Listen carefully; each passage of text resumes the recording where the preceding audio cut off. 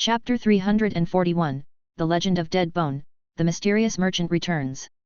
Yuan could certainly wait, but during this period of territorial promotion, he stood to gain the most. If he waited for the territory to naturally grow to meet the requirements, either Liu Lu and his generals would already be legends, and a little baptism wouldn't matter, or the grass on the graves of Tianyuan territory would be overgrown. As long as Liu Lu and the other generals all became legends, he would have the power to push through Fang of the Jackal Wolf, and even confront the many monster overlords in the vicinity single-handedly. Even if, taking a step back, Liu Lu and the others were not timely enough to become legends, having already reached the fourth order peak, they also possessed the strength to barely contend with ordinary legends. After all, Duo Lai was just one person. If he were Fang of the Jackal Wolf, he would definitely find a way to tie Duo Lai down, then crush the enemy from other aspects. The more generals able to shoulder the burden at this time, the more confident he would be in his Tianyuan territory. Time slowly passed, seemingly quick yet slow. A month had passed since the Battle of Wolf Head Mountain. Yuan was flipping through the battle reports. 11 days ago, the third exploratory team encountered a Jackal Man legend, and it was lucky that the general leading the team was Liu Lu.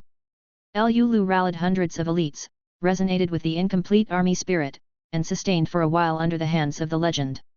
Seeing that they could not defeat the exploratory team, the Jackal Man legend withdrew on his own. 9 days ago, the fourth exploratory team encountered a large number of Fang of the Jackal Wolf's monsters surrounding them, among them several large flesh conglomerates. Thanks to Black Crow's reconnaissance, the fourth exploratory team joined forces with Yuda, Xi Lu and other powerhouses, to counter and kill Fang of the Jackal Wolf's minions.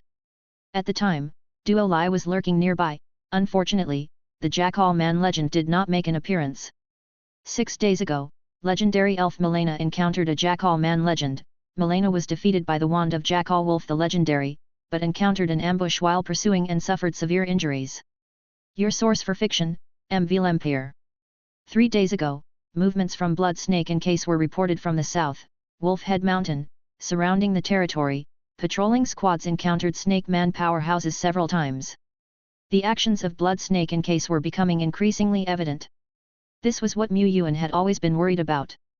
The location of Tianyuan territory, situated in the cracks between Fang of the Jackal Wolf and Blood Snake and Case, was closer to Fang of the Jackal Wolf.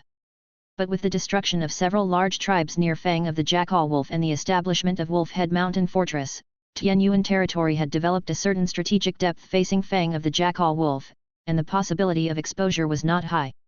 However, Blood Snake and Case was to the south of Tianyuan, and the nearest large tribe was only a little over 200 kilometers away from the territory, practically a neighbor. Once Blood Snake and Case made a move, Tianyuan would become very passive. However, this is also within the contingency plan, he mused. Blood Snake and Case and Fang of the Jackal Wolf, both monster overlords pursuing the path of eternal flesh, would collaborate, which wasn't too surprising. As beings, they would inevitably clash with the various overlord powers surrounding them. It was inevitable. However, they were still weak at the moment, and the fact that Fang of the Jackal Wolf allowed Blood Snake and Case to step into their territory so early did surprise Yuan somewhat. Activate Contingency Plan B12. Next, we need to establish a mining base at the Soul Sand Vein to the south, and use this base as the center to sniper Blood Snake and Case minions. This Soul Sand Vein was only a little over 100 kilometers away from the territory. Previously, Yuan had not exploited it and even used some methods to hide the parts of the vein that were exposed on the surface. But now, since Blood Snake and Case began to bare its fangs, using this vein would naturally conceal the territory further back, creating more strategic depth for himself. The plan was approved. Although as enemies continued to probe, it was only a matter of time before the main territory would be exposed. Yuan went to the secret realm to issue a purchase commission for lookout tower blueprints. High-quality lookout towers might be hard to find in a short period of time, but ordinary lookout tower blueprints are just rare level, and should not be too difficult to procure. Naturally, Yuan also posted a commission to purchase thunder magnetic coil towers. He had already posted this commission earlier, indicating that he could offer remnant souls of excellence and high-order treasures as compensation. His payment was quite generous indeed, and the various types of remnant souls of excellence would meet the exchange needs of most sellers, but no goods meant no goods. There were, however, no shortage of lords who privately messaged him wanting to purchase remnant souls of excellence. 2 days later, the Soul Sand Mine base has been established, including lookout towers ×2, thunder magnetic coil towers ×10, sniper watch towers ×10, and several arrow towers. 2 more days passed. Bone 4 led the full Dead Bone Corps to confront the Jackal Man legend and Snake Man legend that suddenly attacked near the Soul Sand Vein. With the power of a complete army spirit, the Corps withstood the pressure of the two legends. The Jackal Man legend and Snake Man legend only probed a few moves before vanishing into the vast wilderness. Indeed, this human power still possesses the means to confront legends, but that's all there is, remarked a Jackal Man strategist. Elves and giants also heard of this battle. Humans seem to really lack a second legend, they commented. They were not surprised that Tianyuan territory still had means to confront legends, however, they thought Lord Tianyuan was a legend. Now it seemed that might not be the case. They too hoped that Tianyuan territory possessed more legends. Even if they were just ordinary, newly breakthrough legends, one more could relieve a lot of pressure. At this very moment, in Tianyuan territory, within the excellent structure of Ice Heart Lotus platform, Dead Bone stood alone. It was preparing for the breakthrough into the legendary realm. At this time, there were not many mighty practitioners from the territory who came to observe and learn. Most of the commanders were either stationed at Wolf Head Mountain or the Soul Sand Mine or engaging enemies in the wilderness. Thus, they could not attend such an important event. They could only wait until their shift ended and they returned to the territory to watch the scenes recorded by the Crystal of Image retain. Compared to seeing it in person, the crystal's recordings ultimately lacked much flavor. It's about to start. The Tianyuan territory's experience in breaking through to the legendary realm was still insufficient, and their preparations were far from adequate compared to other lords. But the one breaking through was General Dead Bone. Not only was Mu Yuan full of confidence, but so were the other commanders present. Everyone was eagerly anticipating the event. Compared to General Duo Lai, Mr. Dead Bone's experience and process of breaking through must be more worthwhile to learn from, right? Yes, Duo Lai's power was too overwhelming. We don't have the ability to mimic that, and many of his moves are too rough to serve as a reference for us. But Boss is different, Boss is accustomed to achieving perfection in every aspect, and that is indeed worth our diligent study. The Ice Heart Lotus platform operated at full power. The arrays and patterns hummed to life. All sorts of arrangements and preparations were sequentially activated, and after several hundred seconds, everything is ready. Dead Bone's eyes lit up with a ghostly glow. Dead Bone ignited his will and entered the extreme sublimation state. Dead Bone burst forth with a soaring brilliance. Dead Bone broke through. The soaring brilliance slowly converged, and Dead Bone was now lifted by the heavenly and earthly great power, suspended in midair, commencing the process of transformation and sublimation. Its breakthrough had already ended. It seems like, maybe, probably it's ended. Wait a second, I just blinked, come on. You dared to blink while observing Boss's breakthrough? I've noted this grudge on behalf of our boss. I didn't blink the entire time, but just now, did something happen? The process of Dead Bone's breakthrough was too fast and too uneventful. It ended in a snap. Everyone was watching. If Duo Lai's breakthrough was done with brute force, then Dead Bone's process can be branded silky smooth. The entire process was incredibly fluid, with one step smoothly following the next, concealing profound mysteries, making everyone feel as if in a mere daze, as though nothing had happened, it was over. In the process of breaking through, had Dead Bone achieved perfection in every aspect? Yes. How much of this perfect process of breakthrough did the commanders understand? Less than 50%. And 0 is also less than 50%. 1 day later, in the territory, the skeleton cemetery area, Dead Bone's domain had expanded to a radius of 1200 meters. This scale was slightly less than Duo Lai's initial foray, but it could leave other newly promoted legends far behind. Moreover, in contrast to Duo Lai's crude use of his domain, Dead Bone emphasized precision and aimed to utilize every aspect of his domain. Boom boom boom. The Wraith Sacred Mountain emerged. Upon it, the second and third wells of death emerged following Dead Bone's will. Stepping into the legendary realm, the territorial range of its Wraith Sacred Mountain, along with its domain, had also surged. Whereas before it could only construct a single well of death, now it could build more. It extended its hand, and strands of golden light emerged. This was not the power of heaven and earth, but will, a substantive manifestation of the king's authority. It turned the invisible force of deterrence into something with shape and form. Having stepped into the legendary realm, merely through the Talent King's might, Dead Bone could make the majority of the elemental particles in the world submit. When it came to commanding the power of heaven and earth, Dead Bone was even slightly better than Duo Lai. Of course, Duo Lai had now developed the whale swallow tactic and no longer used the outdated method of commandment. Dead Bone didn't need to either. It reached out its hand, and the dark elemental particles within thousands of kilometers swarmed towards it.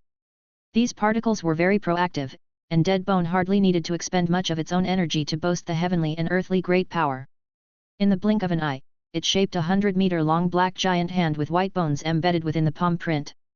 Dead Bone, with its extremely strong control, maintained this massive hand. It dispersed the power of the hand and then in an instant gathered a river of netherworld far surpassing the previous scale. These techniques appeared very powerful, but it wasn't satisfied. Too slow. The speed of commanding and gathering the power of heaven and earth is too slow. With the enhancement of King's might, its control over the elements of heaven and earth was actually much faster than other legends, but to accumulate the power of heaven and earth still required several breaths. Besides, the river of netherworld it had just amassed was already very vast and massive enough. In such a case, even if it were to expand the river of netherworld tenfold, the killing power against a single individual would not increase by much. At most, it just used less energy. But if a battle reached the point where it had to compete in attrition against an enemy, then that would be too dangerous. This was absolutely unacceptable. Dead Bone had already thought of a strategy long ago, but before stepping into the legendary realm, its plans were simply plans, unable to be verified. It took out a book provided by the Lord, Advanced Legend, to review and learn anew. This book described some rather unconventional operations in the legendary realm. Usually, battles in the legendary realm are about domain confrontations and both sides controlling massive and cumbersome forces of heaven and earth to bombard each other from a distance. Even if a strong practitioner specialized in close combat or physical fighting before breaking through to legendary, they would mostly transform into a shape of a turret after the breakthrough.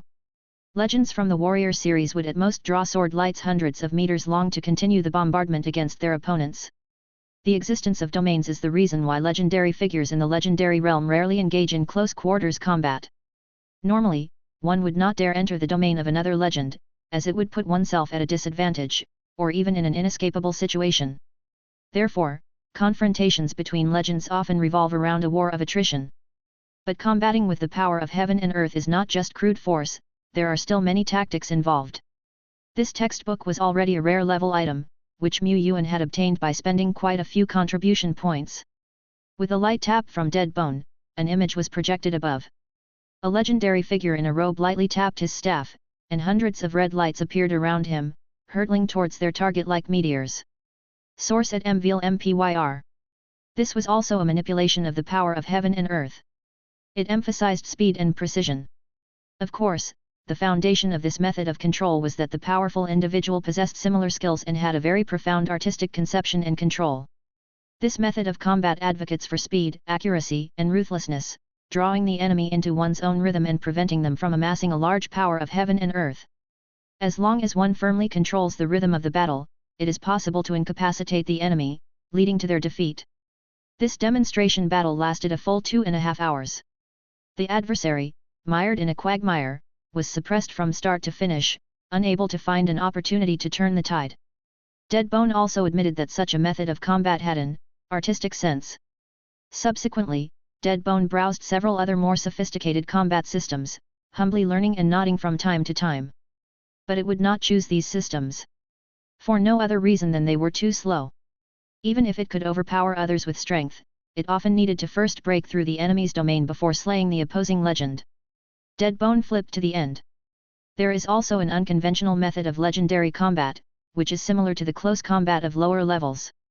A small number of legends incapable of wielding the power of heaven and earth comfortably might choose this kind of combat. Friends who have stepped into the legendary realm know that once you step into an enemy's domain, you're at an absolute disadvantage, but if we can tear apart the enemy's domain, there's no need for close combat. So, before engaging in close combat, we need to use our own domain and transform it into a sharp needle to briefly forge a path.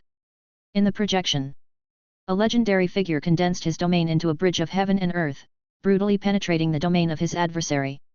Both domains trembled. The red bridge of heaven and earth shook more and more violently, its edges fracturing and shattering, like an ancient bridge crumbling and its broken pieces falling away. Yet, the wielder of the red domain crossed the bridge of heaven and earth, rushing toward his enemy and striking sword blow after sword blow at vital points. This method of combat was, from the start, a gamble with one's life. We can see that both domains are originally of similar size, but due to the red one's intrusion into the enemy's domain, he needs to use several times more domain power to counteract the enemy's. Under these circumstances, if the red legend doesn't gain a quick advantage and injure his opponent, he will soon be at a disadvantage. Not only that, because the red legend has already entered the enemy's domain and his own domain is overly depleted, once he is at a disadvantage, he may have no chance to retreat and could fall on the spot. While in a normal legendary confrontation, one who is at a disadvantage still has many opportunities to escape. Unlike in close combat, it's either victory or death. Even victory does not come easily, with significant self-depletion involved. This is why most legends do not choose close combat unless it is by way of a surprise attack. If a friend insists on taking this path, then turning one's domain into a bridge of heaven and earth is a crucial skill. Typically, legends can master this skill in a few months, but continuing practice and refining it to a higher realm can make one's bridge of heaven and earth more stable and last longer. This is important as it concerns one's very life. Deadbone strongly agreed. It expanded its domain. The realm of the dead surged like a tide and, in a moment, began to condense into a black bridge similar to one paved with black iron rock, stretching directly into the distance. However, the bridge of heaven and earth was far from the ultimate realm. In this textbook, transforming the domain into a boat and merging with the domain were mentioned as two higher realms. The second realm, transforming the domain into a boat, allows the legend to ride a vessel made from the domain within the enemy's domain, sailing swiftly and with lower consumption, and retaining the possibility of retreat if the battle turns sour. The third realm, merging with the domain, allows the legend to completely condense and merge the domain into one's own body, a phase in which not only can they ignore the influence of the enemy's domain, but they can also receive a massive boost from their own domain. As for how to achieve these two realms, the legendary figure in the textbook says he doesn't understand either. Whether there are higher realms is also hard to say. These three realms are paths discovered by the predecessors of Tai Xian. Merging with the domain is not necessarily the end of the road. And the road does not necessarily have only this one path. The path of close quarters combat is indeed more suitable for the undead. Even at the four-order peak, relying on the power of Wither King Bone, the undead managed to kill a legendary. Yuan also felt it was appropriate. Of course, Emperor Deadbone would not limit himself to melee combat or long-range bombardment, he wanted both, and he was keen to develop even more tactics. Only with such capabilities could he cope with various situations and be truly stable. Yuan also saw that Deadbone was making rapid progress in solidifying the bridge of heaven and earth. Last time, I was able to kill several legendaries in a short time thanks to the enemy using the space urn to envelop myself. Otherwise, legendaries are not so easy to kill. Now that Fang of the Jackal Wolf is on guard, General Duolai finds it not so easy to kill a legendary, and the undead. Below lies the domain solidification of the bridge of heaven and earth. Above, Wraith Sacred Mountain assists with the sealing. Moreover, with the instant death-inducing power of witherness, the undead can instantly kill most legendaries. Even if the enemy is on guard, it is not necessarily effective. This is the might of Emperor Deadbone. Yuan expressed his sense of security +1+1+1. Of course, 1 month later, General Duolai also made obvious progress, and his new combat system Whale Swallow and Body Furnace had begun to take shape. Now, my Tianyuan territory possesses the super combat powers of the Undead and Duolai, along with the regular legendary combat power of the Undead Legion, so we are quite abundant in high-end strength. If a stronger than anticipated enemy from Fang of the Jackal Wolf appears, the Undead can also command the Undead Legion to counter it. Yuan pondered.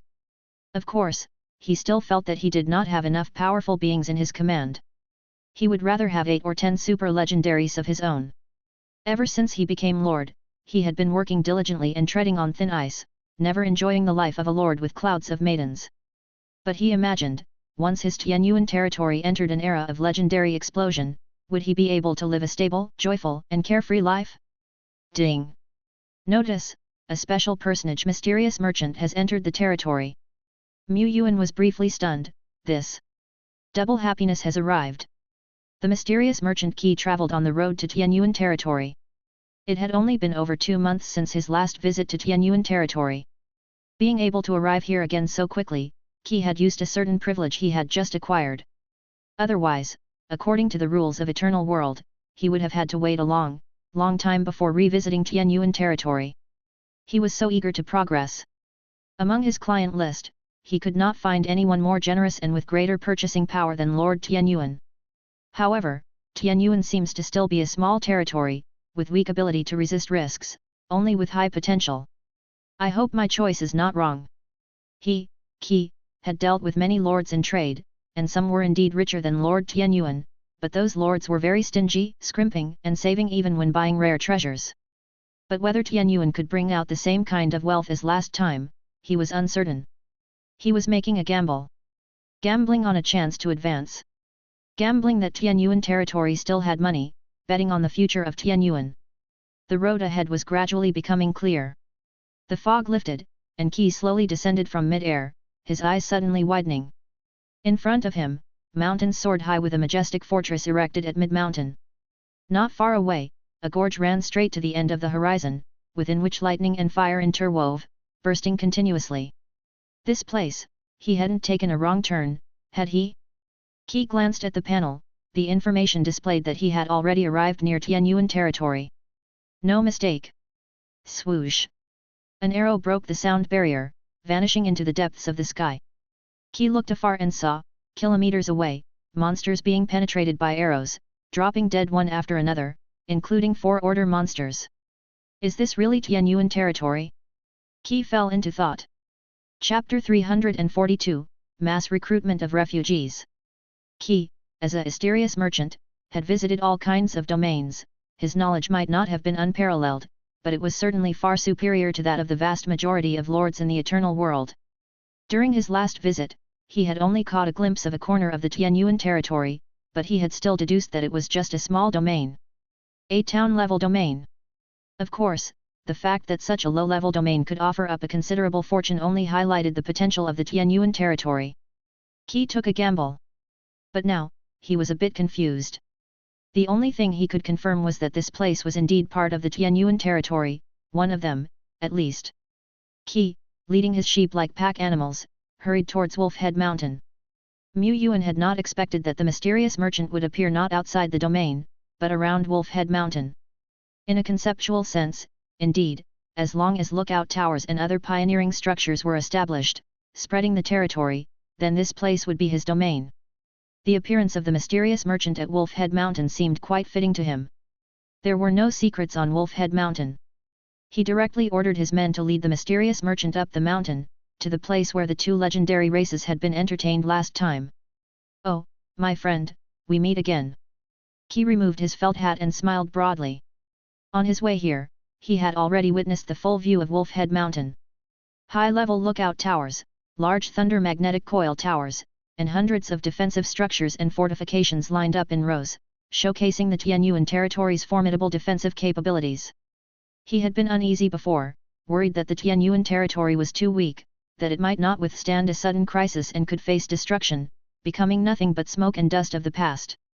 This wasn't groundless anxiety. A colleague of his had suffered a similar fate. One unfortunate colleague had bet their promotion and salary increase on a Greenhand domain brimming with potential. But on the 3rd visit to the domain, all that was left was a wasteland. Small domains are indeed fragile. And the Eternal World has always been riddled with natural disasters and calamities. The fact that the Tianyuan territory can build such a massive fortress is evident of its strength, remarked Qi. This place also possesses a combination of large thunder magnetic coil towers and many small thunder towers. Qi had sharp eyes and recognized them immediately. With such a set of combination moves, the Tianyuan territory, even if it faced an assault by a legendary realm monster, would have the strength to fend it off. This alone meant that the Tianyuan territory's capacity to defend against dangerous calamities far exceeded that of many large city-level domains.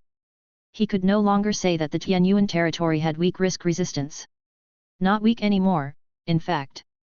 Of course, even if it were a city-level domain or a large city-level domain, the possibility of ruin still existed. No lord would dare claim invincibility, they still faced risks. A large city-level domain could collapse if targeted by a monster overlord and besieged by a dozen or more legendary monsters. But the Tianyuan territory was just a greenhand's small domain, it wouldn't so quickly face the force of an overlord-level power. The Tianyuan territory was very stable. Qi had bet correctly. After exchanging a few greetings, Qi began to unfold one by one the shelves hanging from the sheep-like pack animals, each of the shelves folded through space. He knew full well that Lord Tianyuan was eager to see the goods, and he, Qi, was just as eager to advance and couldn't wait to improve his performance. They were in perfect accord. On the shelves, each item shimmered with the luster of treasures, splendid and enticing. Yuan looked over each one. Compared to the last time, the mysterious merchant seemed to have brought even more goods. The most eye-catching item on display was the miracle blueprint energy well that he had previously reserved. The Tianyuan territory already had an energy well, but he did not mind building another one. The Staff of Divine Right was a massive energy consumer, as were the other defense structures. Purchasing another set of energy well blueprints was the same as reducing the domain's energy consumption, lowering the use of soul crystals, resulting in reduced expenses, which is tantamount to making money. Therefore, spending money was equivalent to earning money. Friend, take a look at shelf number 4, here you have the speed guidance landmarks you wanted, 2 rare and 1 excellent. Miracle Blueprints Speed Guidance Landmark Excellence. Description: a high-efficiency speed guidance landmark that can guide refugees more quickly from all over the Eternal World and from various shattered worlds, and it also has the probability of attracting high-level talents. This speed guidance landmark was not one of the goods Yuan had reserved. Reserved items come at a premium when purchased, and his need for speed guidance landmarks was not yet an urgent matter. It was a random stroke of luck. By now, he had learned that the mysterious merchant had a set of rules for selling goods. Mysterious merchants do not choose the goods themselves to sell to the lords of different lands. They have some authority, but often, what items they can carry are determined by random rules. Besides this item, Qi introduced another, which Yuan found very appealing. Miracle Blueprints Great Thunder Magnetic Coiling Tower, Excellence. Yuan was indeed satisfied. A combination of the Great Thunder Magnetic Coiling Tower and the Small Thunder Magnetic Charging Tower could threaten the legendary realm. One more Great Thunder Magnetic Coil Tower meant that he had another strong card in his hand to deal with legendary creatures. After earmarking the 3 excellent blueprints for the Great Thunder Magnetic Tower, Energy Well, and Speed Guidance Landmark Excellence, as well as several other rare blueprints and items, Yuan waited for Qi, the mysterious merchant, to name his price. The pricing method remained the same as last time. Valued in terms of rare items. But as expected, items like the Bone of Grey Silence and Feather of Wind King, which he had provided last time, no longer held as much value on the scales of equivalence. Yuan had anticipated this. Otherwise, during his last transaction with the mysterious merchant, he would have cleared out the entire shelf, rather than forcefully restraining himself from the greed of continued freeloading due to his firm will. Thanks to not overspending last time, I can still take out 6 or 7 kinds of epic byproducts that haven't been priced yet, and I still have plenty of money on hand, he said. Besides, even the materials like the Feather of Wind King that were priced last time aren't worthless now, they can still make up quite a number of equivalent points. Trading with these materials is still much more cost-effective than investing other treasures. It was for this reason that Yuan dared to indulge in such extravagant spending. Otherwise, he would at most only buy essentials like the Energy Well, the Great Thunder Magnetic Tower, or the Speed Guidance Landmark. It seems that these few essentials have taken up the majority of this purchase. Yuan asked Duolai to quickly make a trip to the Tianyuan territory and bring the transaction payment. Soon, money exchanged hands, and the first batch of transactions was completed. Yuan continued browsing through the merchandise. Still relying on his strong willpower, he restrained the desire to buy, and merely picked out another dozen items. These included a superior grade 2-star remnant soul of the power type, a batch of precious crop seeds, 2 soldier recruitment order tokens, a collection of cultivation items including the remnants of a baptism, and so on. Suddenly, Yuan stopped in his tracks, his gaze fixed on an item that looked rather ordinary and wasn't priced high. A superior grade tool. Refugee recruitment coupon, superior grade. Description: using this item allows one to recruit a large number of refugees within a short time. The specific number of refugees and talents that can be recruited depends on the number and grade of guiding landmarks your miracle territory possesses. Note: after using the refugee recruitment coupon, the number of refugees that can be naturally recruited by the territory will significantly decrease for a period of time. This is why the refugee recruitment coupon, despite being a superior grade item, is priced only a little higher than rare treasures. It has side effects. It equates to overextending the potential for recruiting refugees in the territory for a period of time in the future. Of course, it certainly isn't overextending everything. But lords generally have no great need for the number of territory citizens.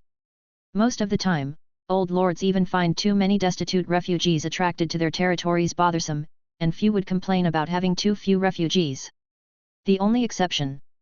Yuan thinks there are too few. He was too eager to progress. As long as the territory was promoted, the lord's power could be upgraded. There was also a chance for Evo power to be upgraded.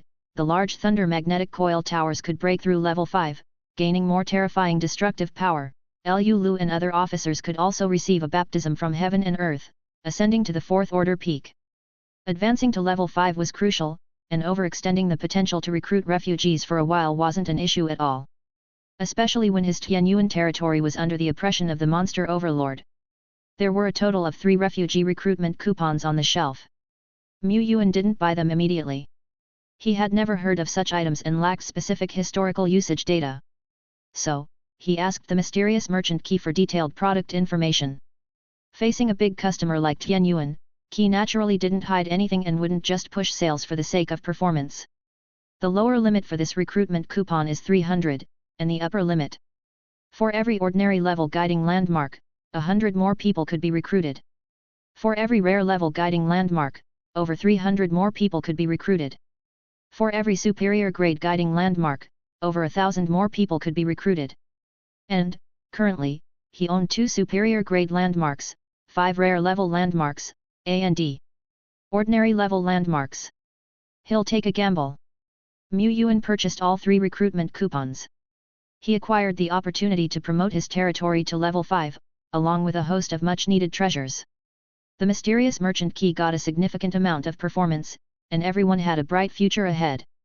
Before long, the mysterious merchant left, his figure disappearing amidst the vast fog. Yuan stared at the treasures in his hand, beginning to plan. He wasn't going to just slap down the 3 refugee recruitment coupons and be done with it. The current gap in the number of territory citizens is over 14,000. If things go well, using all 3 coupons should cover this gap, but having over 10,000 refugees flood in a short time will have a tremendous impact on the territory. If not managed properly, it could lead to major chaos. The current volume of his Tianyuan territory was also just over 10,000 territory citizens. Fortunately, the number of soldiers in his territory outnumbered the territory citizens. He currently had over 2,600 elites who had awakened their self-consciousness. Among them, the minor elites who were not part of the main forces were now undertaking patrol duties within the territory. Many of the older territory citizens could also be called upon to form temporary patrol teams and guiding teams. However, aside from management, the food and accommodation issues for the newly recruited territory citizens also needed to be properly arranged. Territory City Lord's Mansion. Dressed in professional attire, ILO Persona Secretary, holding a work notebook, said, "Thanks to our continuous expansion of the territory, we currently have vacant residences that can accommodate more than 4,000 territory citizens. More than 4,000 is quite a bit less than more than 10,000, but our Tianyuan territory's accommodation standards are always high. If we squeeze a little, our currently vacant residences can accommodate more than 13,000 people. After that, if we construct some temporary housing, we will be able to meet the housing needs of the new territory citizens. As for food, we have a large reserve, and even if the population of territory citizens doubled, there would be no pressure. This is also related to the fact that we have not sold any food outside after the territory migration. After all, there was nowhere to sell it. And in their Tianyuan territory, thanks to the presence of nature spirits and flower fairies, they were streets ahead of other territories in terms of crop cultivation. Food and shelter were not problems. It was clothing and daily necessities that the territory reserves were lacking. Although Yuan did advocate the 996 work ethic, he did not intend to let his territory citizens live in slum-like conditions. ILO felt the same. Otherwise, why would standard accommodations for 4,000 people, if squeezed a bit, not be able to accommodate 13,000 people? Accommodating 40,000 wouldn't be a problem either. Since they were his territory citizens, he had to take full responsibility. This was the basic integrity of a lord. Indeed, I am too kind-hearted, he said to himself. Yuan quickly delegated the various tasks. He went to the secret realm, spending a large sum of money to purchase a wealth of basic daily necessities. Lu got to work selecting a group of strong men who were loyal and reliable, and of a certain level, from among the territory citizens, to form a public security corps. He also started to gradually set up guiding bases a few kilometers outside the territory. Lo was drafting expansion plans, Lo was setting up a new citizen registration department, Lo was making financial estimates, Lo was. Deadbone took full responsibility for external wars, to ensure that everything could proceed smoothly during the great recruitment of refugees. There were no major problems with the big recruitment, but minor issues kept arising. Yuan constantly traveled back and forth to the secret realm, purchasing various types of basic materials, as well as primary and auxiliary materials needed for the construction of miracle buildings. After 2 days, the treasury of Tianyuan territory had significantly depleted. That should be about enough, he said. We don't have too much time to prepare at a leisurely pace, he said. Yuan used the first refugee recruitment coupon. Buzz. Reminder, you are using a refugee recruitment coupon, superior grade. In the next 24 hours, a large number of refugees will be guided here. Reminder. As the reminder sound ended, the guiding landmarks standing within and outside the territory walls began to emanate invisible, intangible, and undetectable ripples of laws. In an instant, they pierced through the world and the universe. The next moment, at a certain location outside Tianyuan territory, thick white mist surged, and after several seconds, more than a dozen disheveled refugees with yellowed faces appeared as the mist gradually dispersed. Confusion and astonishment were clearly visible on their faces. Attention to the 26th Guiding Squad, attention to the 26th Guiding Squad, please immediately proceed to the coordinates, XX, XX, to guide the refugees. From the command center, Lu overlooked the entire territory through Hero's vision, directing operations in an orderly manner. But this guiding team had just set out when new batches of white mist began to rise in the southern, western, southwestern parts of the territory. Soon, groups of refugees, ranging from a dozen to several dozen in number, appeared one after another. The vast majority of the refugees were ordinary, without any special skills or attributes. Using tiers as a measure, they were below ordinary level. But not all ordinary refugees were ragged and skinny, they came from different places around the world, with different pasts. They might have been displaced and wandering in the past.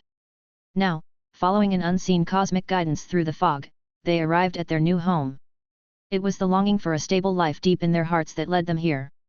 Among the more than 10,000 territory citizens, approximately, a few SR and SSR talents should emerge, right?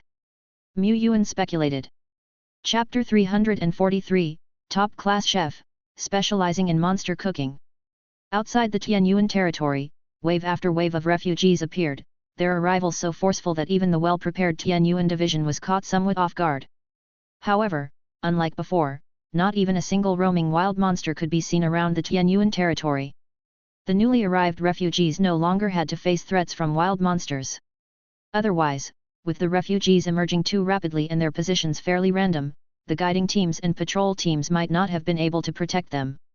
The main locations where refugees are emerging are still in the southern part of the territory, someone said. However, perhaps due to the excessive number of refugees, 3 groups have also appeared in the north. Based on the current situation, we need to send more help to the northern area, another added. In the past, the vast majority of refugees appeared in the south. That's because all the guiding landmarks of his Tianyuan territory were erected in the south. The living and working areas for territory citizens were also located in the southern part of the territory. The core area and the eastern, western, and northern regions were restricted zones, accessible only to a very small number of powerful and trusted territory citizens. Now, refugees appearing in the eastern, western, and northern regions of the territory would eventually be guided to the entrance of South City. Spanning several kilometers from North City to South City, and considering that the vast majority of refugees were ordinary people, some of whom were pale and malnourished, unable to walk such distances, Yuan had long since established temporary stations in various areas. The vehicles were alchemic creations, designed by Lo and built by Master Li. The technical content of these trial-run transport vehicles was not high and they couldn't travel long distances, only operating on the smooth, constructed roads within the territory. The transport vehicles were not hastily made. Yuan had always planned to implement a public transport system within the territory. As the Tianyuan territory continued to expand with new areas being developed, some form of transportation was needed for people's use. This batch of transport vehicles represented the trial-run public buses. ILO would make improvements based on trial usage, introducing second and third generation models. Time slowly passed. The surge of refugees began to slow down. The various teams responsible for guiding the refugees were gaining experience and handling things more adeptly. At the entrance of the South City Gate in Tianyuan territory, the place had already gathered an increasing number of people, including refugees from all over the world and old Tianyuan residents bustling about tirelessly. Welcome to Tianyuan territory. From now on, you will all begin a new life here. Here, no one will be oppressed, everyone can have enough food and warm clothing, and you won't have to worry about the threat of monsters. Of course, this is on the condition that we all adhere to the laws of the territory, a municipal hall official said, repeating the speech over and over to calm some of the refugees' confusion and fear. Let's work together to build a better tomorrow, the official concluded. When the refugees followed the heavenly guidance and arrived here through the mist, they also heard the mystical hints from heaven and earth. However, not all refugees understood what miracle territory or guidance meant. For some, the sudden alterations in their situation caused utter astonishment and helplessness. But since they had ended up here and were guided by the heavens and earth, it indicated that their circumstances were dire, and in their hearts, they longed for a secure home. They were confused, bewildered, panicked, but seeing others of their kind and the steamy hot soup and porridge at a distance, the unease in their hearts dissipated a lot. Those in need of food, please queue up for your share, one per person. I'll repeat, queue in an orderly fashion. Anyone who disrupts the order will lose certain privileges, be sent to jail, and in severe cases. The speaker, who was a captain from the defensive troops, declared. His voice was loud, effortlessly reaching hundreds of meters around. He thrust the heavy halberd in his hand into the ground as if piercing tofu, easily burying it in the soil. This captain was a halberd guard, specifically chosen by Lu Lu for his particularly fierce and intimidating appearance among the mid-tier and senior officers. Lu Lu initially wanted to invite a Rakshasa to be this deterrent. A Rakshasa was someone whose mere face could make a child burst into tears. But Lu Lu reconsidered someone too menacing could easily crush the already unstable spirits of the refugees. Moreover, using such a strong figure as a gatekeeper was an overuse of talent. The captain, Li Gui, with his bell-sized eyes, swept his fierce gaze around, causing some of the refugees who had thought about taking advantage in the chaos to stiffen, stricken with fear. There were simply too many refugees to expect everyone to have lofty morals like Mr. Mu and voluntarily follow the rules. Especially since many of the refugees were hungry and food was right in front of them. Once the scene became chaotic, it could become very difficult for the patrol teams to control, and at the very least, incidents of bloodshed would be inevitable. These were his Peru, and Yuan cherished them deeply. However, with the base of refugees so large, there were always some who acted foolishly. I am a baron. Is this how you treat a noble baron? To think you would make me, a baron, stay with these lowly commoners outrageous. Where is your lord? Hurry up and bring your lord to see me. A portly man exclaimed. He was disheveled and his robe was covered in twigs and leaves, but the fabric's fine quality was still discernible. His claim of being a baron was probably not false. But what of it, if he were a baron? Viscounts, marquises, and dukes receive the same treatment here. In Tianyuan territory citizens, regardless of past identities, must rely on their own abilities to strive for better treatment.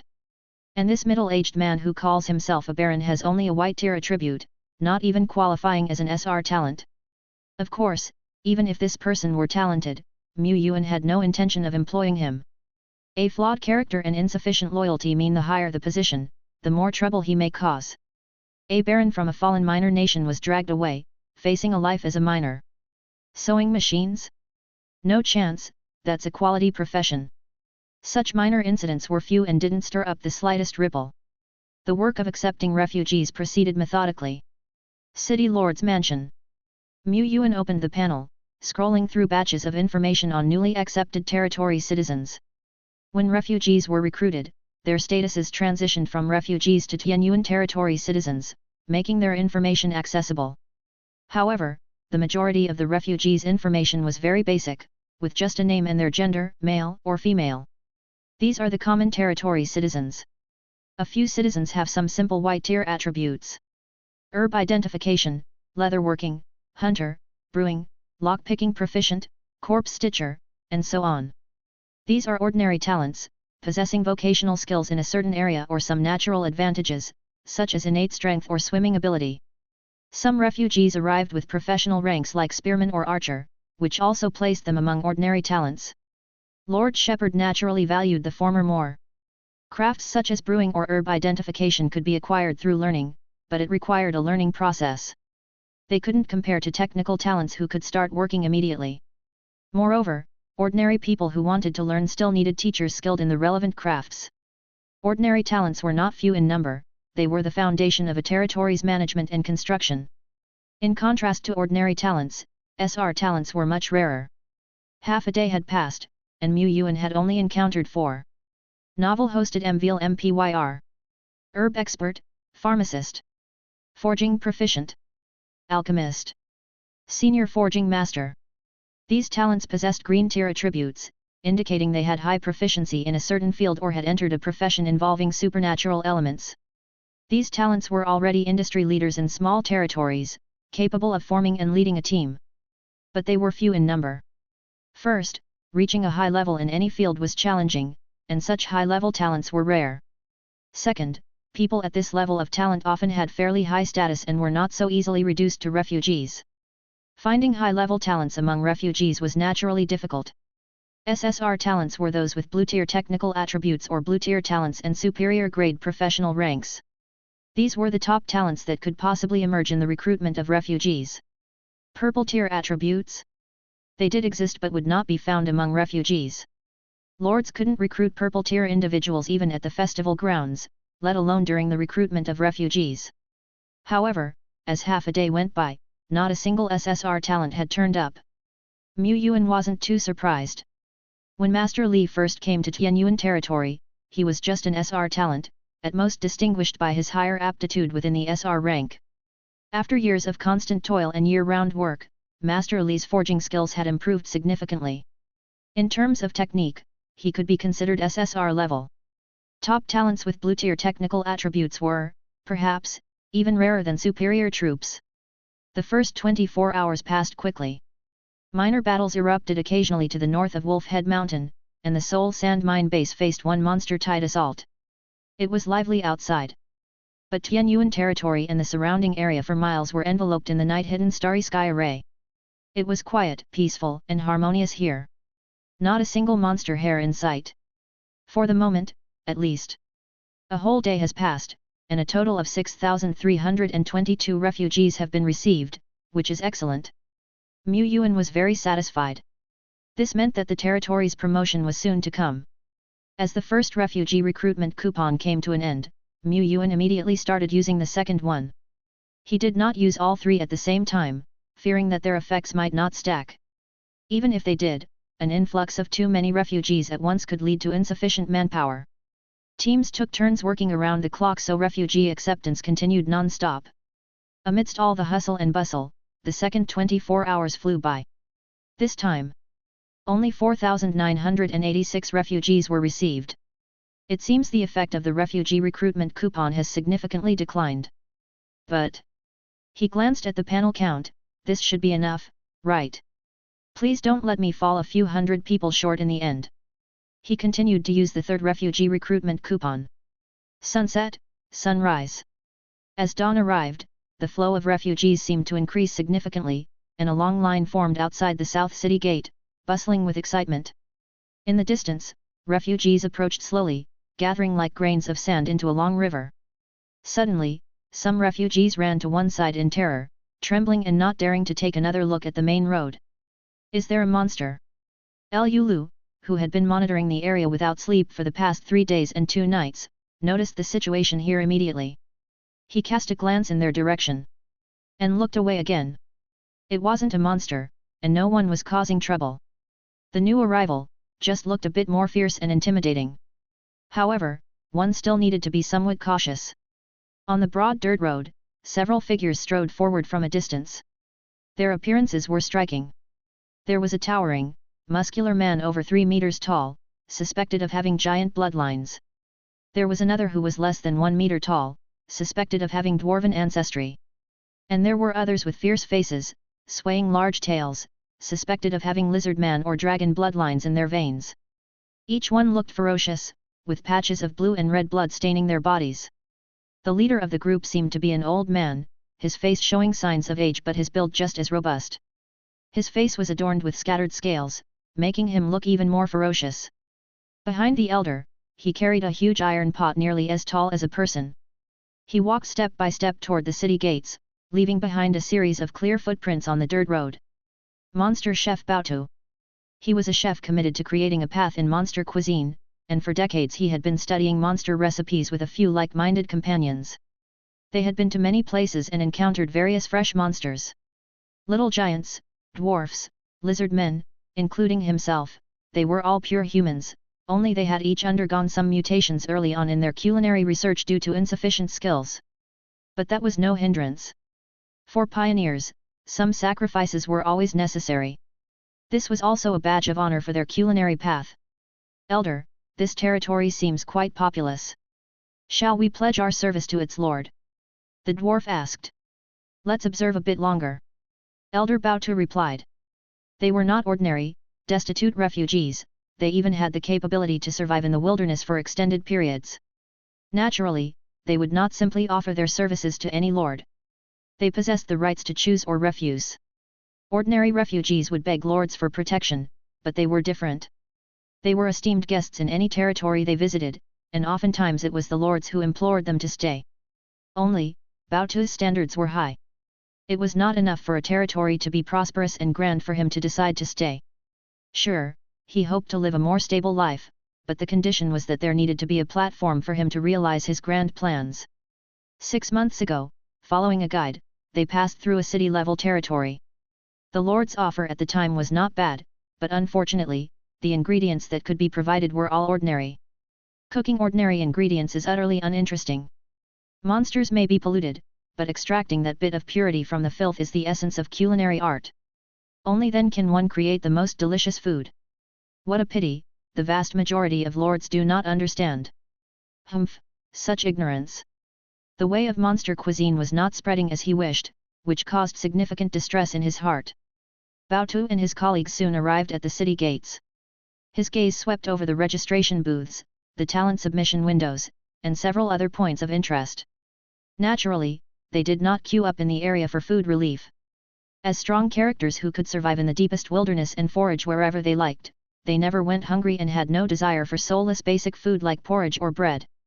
First, register, take a look inside the city, and then decide on the next steps. Thus, several fierce-looking burly men quietly lined up. They were well disciplined, but the refugees in front of them felt uneasy, as if targeted by some ferocious behemoth. They made way, not wanting to cut in line. Liu Lu walked over. Based solely on looks, these few individuals were at least SR-grade talents. Moreover, they were all elites above the second order. The leading elder had even stepped into the four-order realm. As a wild monster chef of the leading realm, the burly elder's grade was definitely at the superior grade, and very likely at a high star within it. He was a strong individual. However, a mere four-order was nothing in the Tianyuan territory. With Liu Lu stationed at the southern city gate and several Arrow of Polar Star watching over, there was no significant threat. The surrounding senior team captains also possessed four-order combat power. Because they were strong enough, the Tianyuan territory didn't need to guard deliberately against newcomers, a bit more vigilance was sufficient. At this moment, Elder Baotu and the other travelers had not yet pledged loyalty, so Liu Lu, as a hero, couldn't see their information. But after a brief exchange, Liu Lu understood the professions of Elder Baotu and his companions. So you are chefs, our territory indeed lacks high-level chefs. Not ordinary chefs, monster chefs. If you can provide some monster ingredients, I can show my skills on the spot. Whether I stay or leave, I'll prepare a feast for you with special effects from monster cuisine. This was his capability. The food he prepared was not only delicious but also had miraculous effects. It wasn't just common effects like energy recovery gain, strength boost, or spirit boost, but rather more special ones. Lizardman Bloodline +1. Blood Elf Bloodline +1. Rock Element Affinity +1. Enlightenment of Strike. And other unique effects like these. Only with unique monster ingredients could these miraculous effects be achieved. Such is the greatness of the way of monster cuisine.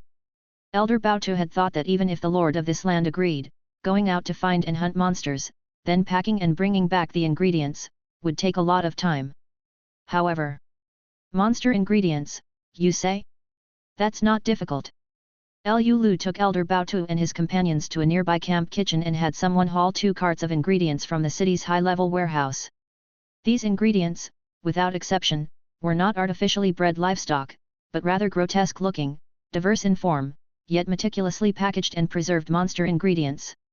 Toxic Iron Armored Scorpion. Blue Silver Tyrant Dragon. Red Flame Rock Covered Creature. Hiss. Elder Baotu swallowed his saliva.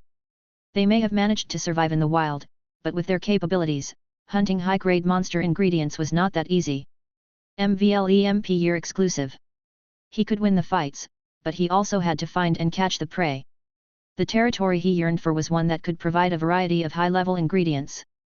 And the Tianyuan territory before his eyes. It's one thing to have a tyrant dragon, but to think they also have a stock of rock-armored beasts and toxic scorpions, clearly.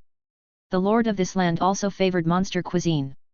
Elder Baotu felt as if he had met a kindred spirit, realizing that he was not alone in the path of monster cooking. Thinking of this, tears of relief streamed down from the corner of his mouth. Chapter 344, Promotion Trial, Begin. Lu Lu was not a close friend of Master Baotu.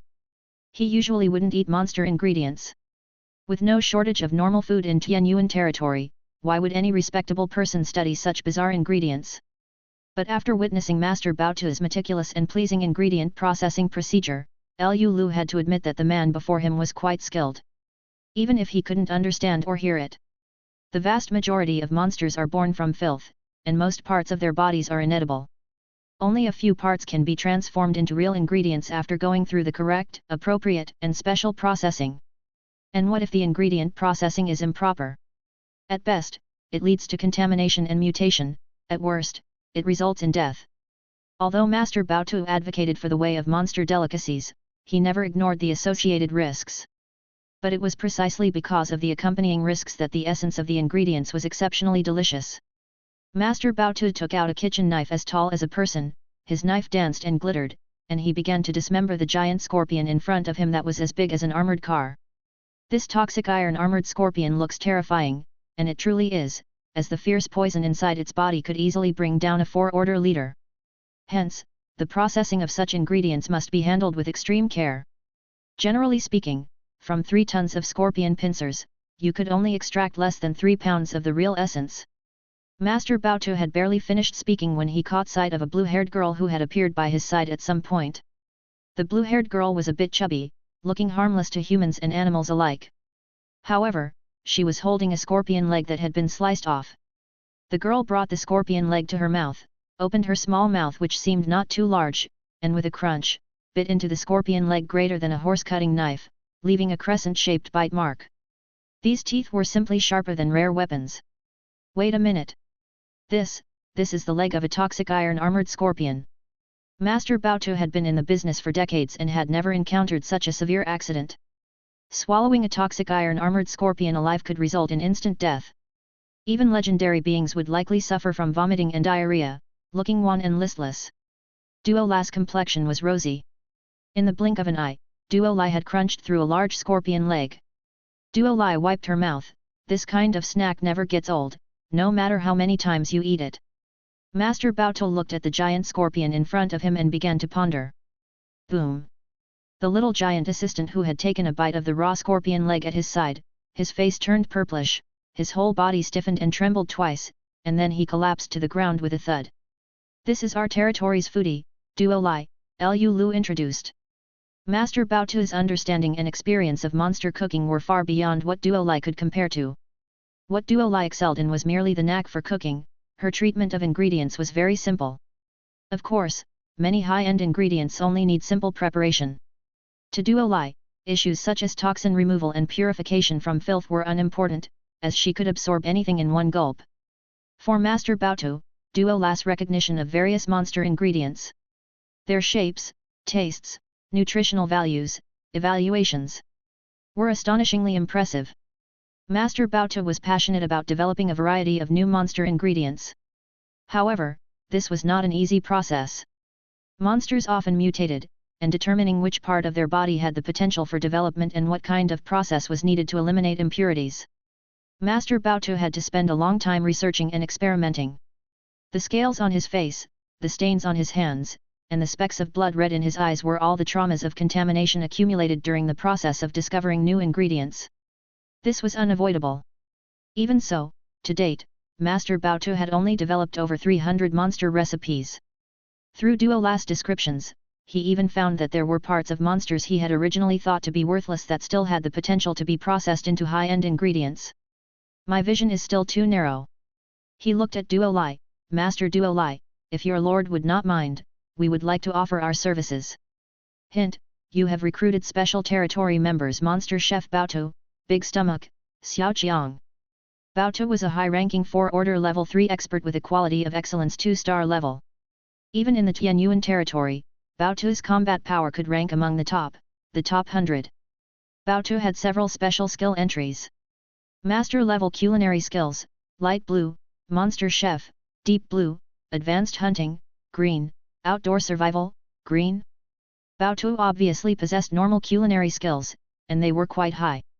However, the culinary skills of the mundane world could only cook delicious dishes and didn't have the effect of transforming the mundane into the extraordinary, therefore the rating is not too high. And monster chef, roughly, is like the professions of pharmacist, forging master, enchanter, alchemist, involving supernatural elements.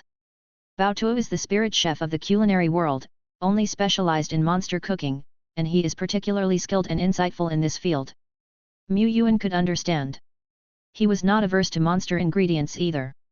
He was from Xian country. People from Xian country Baiyun state even claim that anything can be food.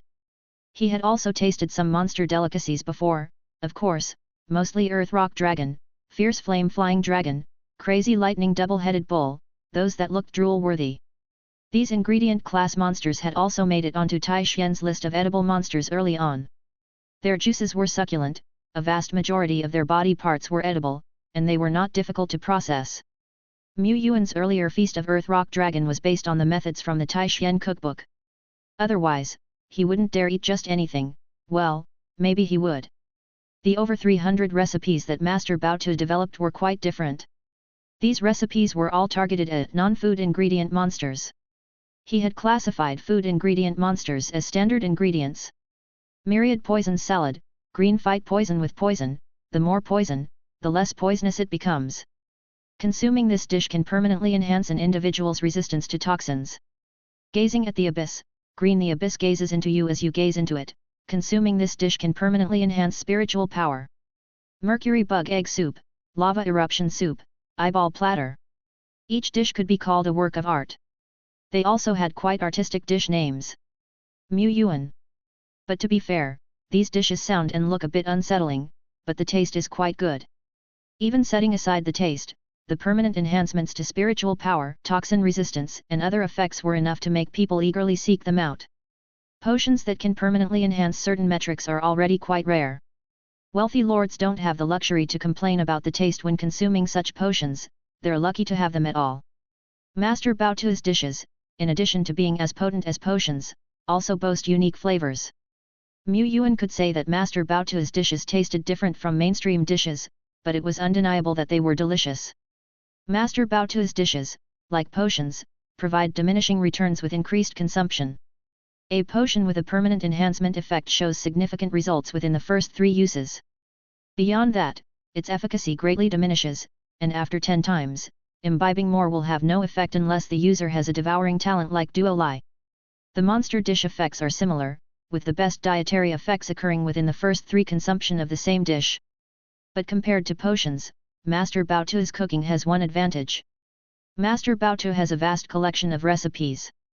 Just for permanently enhancing spiritual power, he has 21 recipes on hand. Do the effects of the dishes diminish after eating too much? Just switch to a different monster ingredient. What eternal world has in abundance are the varieties of monsters.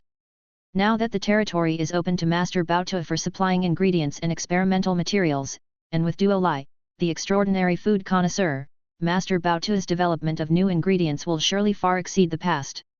The recipe book looks promising. By the time night fell, the effects of the third refugee recruitment coupon had finally worn off. Outside of the city, the mist and refugees ceased to appear, but inside the city, it was still bustling with activity. Over 10,000 refugees entered Tianyuan territory, bringing many challenges to its management. Lords like Liu Lu and officials found themselves somewhat overwhelmed. Ilo also lacked experience in handling such situations. However, with her superior computing power and the multiple avatars capable of handling affairs independently, she managed to keep control of the situation. Lord Shepherd oversaw the bigger picture, checking the information of each talent. It seemed like in the blink of an eye, daylight had come. They had not slept for 3 days and nights. But it was no concern, he still felt energetic and thought he could go a few more days without sleep if necessary. Territory population, 31,233/30,000. Ding. Prompt, Tianyuan territory has met all the requirements for promotion. Would you like to spend 500 units of soul crystal to initiate the promotion trial? Mu Yuan chose not to start immediately. Inside the territory, each commander, including himself, needed some rest. He felt energized and confident, but maintaining a top condition for the trial was a basic requirement of steady spirit. Let's rest for 4 hours. Can't rest completely though, open up a practice room and replace sleep with silent meditation. Within the territory, all departments were still operating at full capacity. The newcomers who had just obtained Tianyuan territory citizen status had been assigned housing, received clothes, and been grouped into work teams, beginning their new lives and work under the guidance of the old citizens. They were moving into farms, ranches, mills, or into forging factories, alchemy workshops, canteens, and restaurants. The latter group often possessed skills, having performed excellently in earlier interviews. These workers going to various units were only a minority among the new citizens. The rest of the new citizens turned into brick-moving laborers, starting their work to build with grunts and groans. The vast majority of them were working hard because it was clear to them that the new houses being built would be their own homes. Why wouldn't they work hard when it was not for their lord's house but their own? Thanks to the busy work and physical exhaustion, conflicts among these newcomers were few. The few that did occur were quickly settled by the order-keeping team, with both verbal and physical mediation. 4 hours later, Mu Yuan awakened from his silent meditation. He opened his panel to take a look. Territory morale, 72.5%. Territory security index, 92.8%.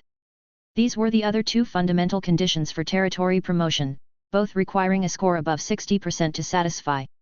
The morale index had inevitably dropped sharply with the influx of a large number of new citizens. This would need to increase slowly over time. The security index. Mu Yuan did not feel that Tianyuan territory was very safe. To the north, hundreds of kilometers away, skirmishes were still ongoing, and Tianyuan's elites were occasionally wounded. Southward, they were discovering more and more signs of active snake men. He felt that a crisis was looming right at his doorstep. But perhaps in the eyes of the world's rules, the safety index of a 4th-level territory only measures the area within 100 kilometers, or even closer. Who would directly confront a monster overlord thousands of kilometers away from their 4th-level territory? 4 hours had passed, and generals such as Deadbone, Rakshasa, Yuda, and Hong Yi, who had been out and about, had successively returned. The advancement trial needed them. There's no time to lose, let's get the advancement trial over with while the battle situation isn't so pressing, Mu Yuan said. He had already informed Deadbone, Duo Lai, and the others about the preparations. At Wolfhead Mountain, at the Soul Sand Mine, at the territory's headquarters, the generals waited quietly. In the ears of the heroes, the sound of heaven's notification chimed. Ding! Notice, the Tianyuan territory advancement trial has begun, waiting for the Lord to select warriors. Mu Yuan's consciousness soared higher and higher, and everything in front of him whirled in a colorful chaos. With the aid of the powerful light of will, Mu Yuan did not lose focus. He could clearly feel that he was entering a profound and mysterious space-time. Ding! The chime in his ear sounded again, like a grand bell. Notice, you have initiated the advancement trial. Notice, you have triggered a special event. The scale and difficulty of the current advancement trial have been upgraded.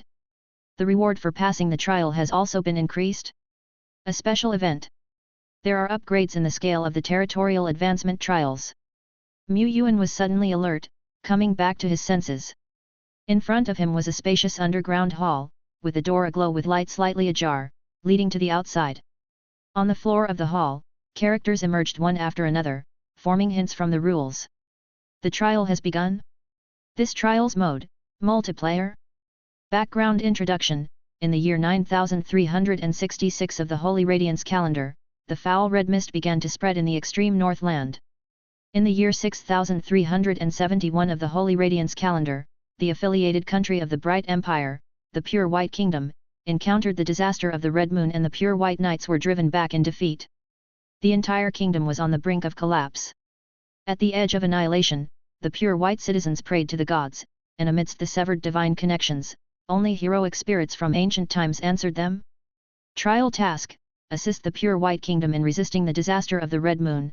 Duration: 10 days. Notice, trialists' identities as heroic spirits from ancient times are reinforced by rules power and will not raise suspicion in native humans under historical projections. Notice, Lord may deploy 9 types of warriors or heroes to assist in completing the trial. Notice, based on different performance in the trial, the trialists will receive different cosmic rewards, with only one highest level cosmic reward available. Notice, please select the warriors to dispatch as soon as possible. The advancement trial is about to officially begin. Any delay will preclude further deployment of troops. Countdown: 60, 59, 58. A panel sprang up in front of him. He had only 9 slots for generals. Yuan pondered for a moment. Deadbone, Duo Lai were must choices.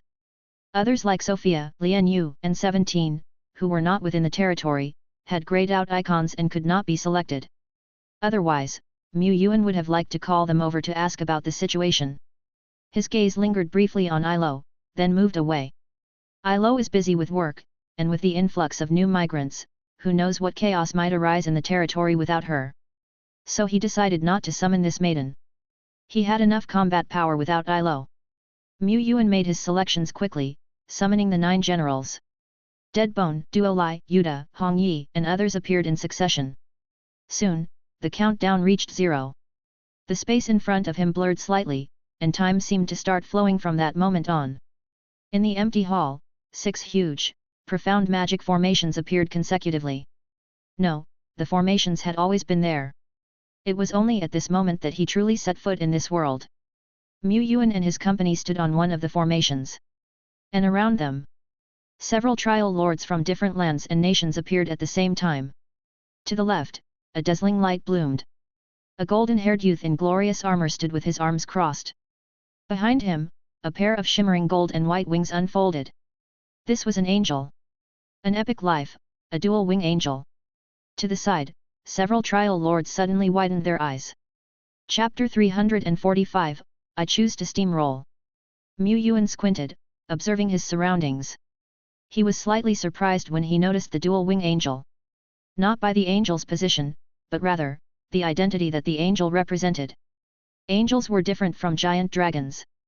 The lords of the 7 great nations, as well as several native powerful nations, all had a chance to recruit epic giant dragons. Even small nation lords without a nationality could possibly recruit a dragon if they were lucky. But angels? In the entire eternal world, there was only one power that could possess them. That was the Holy Griffin Empire, the current strongest power on the Eternal Continent, which claimed to be the successor to the Bright Empire. Within the Holy Griffin Empire, usually only the royal family or greatly favored nobles were qualified to be granted an angel. This was not only a symbol of strength but also of identity and status. All of the above was what Yuan had read in books. He had never even left the Tai-Shen Alliance or the Twilight Plains territory, let alone visited the Holy Griffin Empire deep in the continent's heartland. The lord from the Holy Griffin Empire was a young man with luminous golden short hair.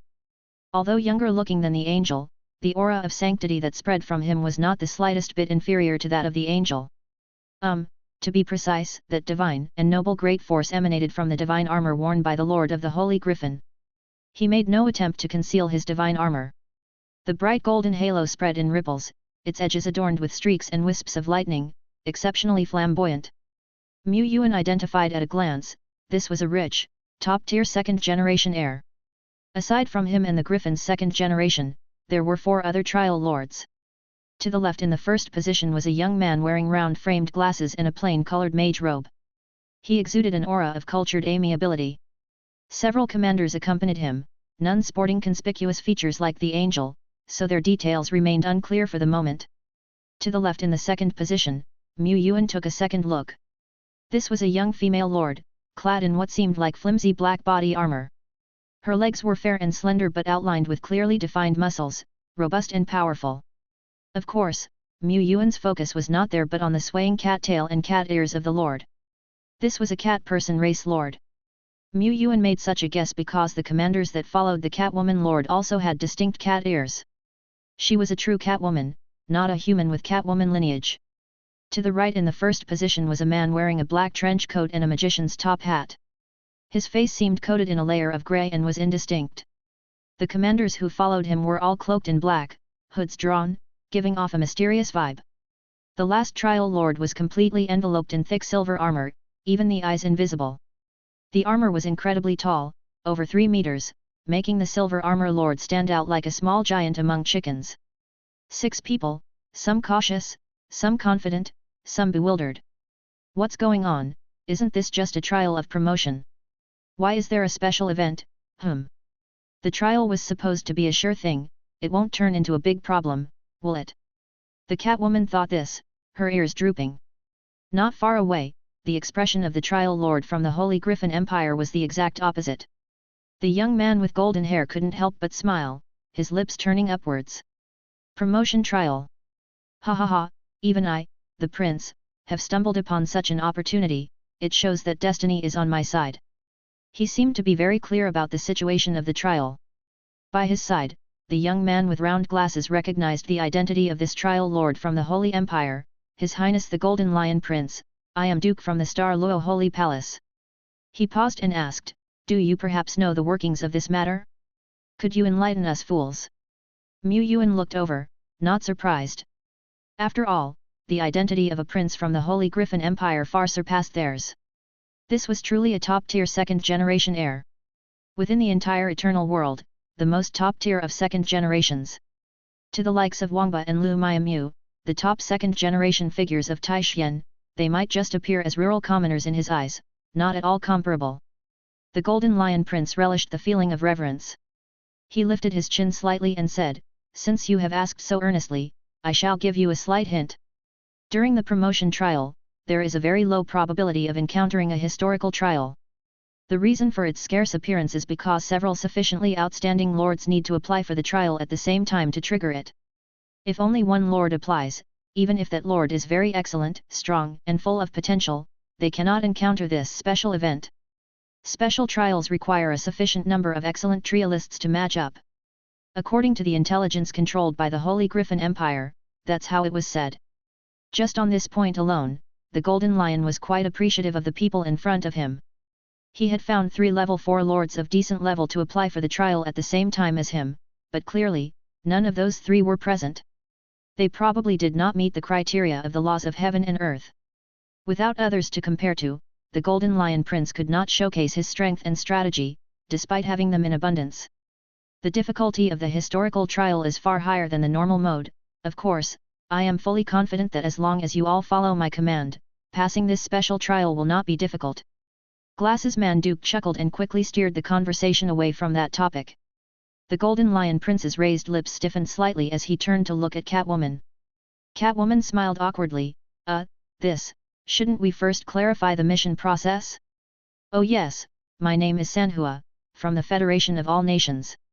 I'm relatively skilled in gathering intelligence and reconnaissance. Catwoman shifted the topic. In truth, she didn't mind cooperating, but her instincts told her that cooperating with the Golden Lion Prince wouldn't be a partnership, it would be working entirely under someone else's command. She too was a lord of Xin, unwilling to be dictated by others. However, she didn't dare offend a prince from the Holy Griffin Empire. Putting his identity aside, the sheer power that the Golden Lion Prince revealed was enough to make her tremble with fear. He had not less than 3 dual-wing angels of epic life. One of them, with wings gold-tinged white, was very likely an entity of epic 2 stars life, with the potential to evolve into the 4-winged angel of epic 3 stars. And probably, this prince possessed more than just 3 epics, there could well be a 4th or even a 5th. Offending this prince, if he decided to set some small traps for her, could mean that her trial would indeed become impossible to overcome.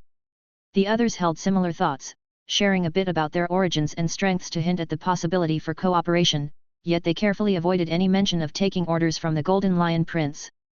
They couldn't afford to provoke the Golden Lion Prince, but surely they could still avoid him? The low-key Lord Shepherd quietly observed, gleaning quite a bit of information. He was likely the person among all the lords present with the least experience.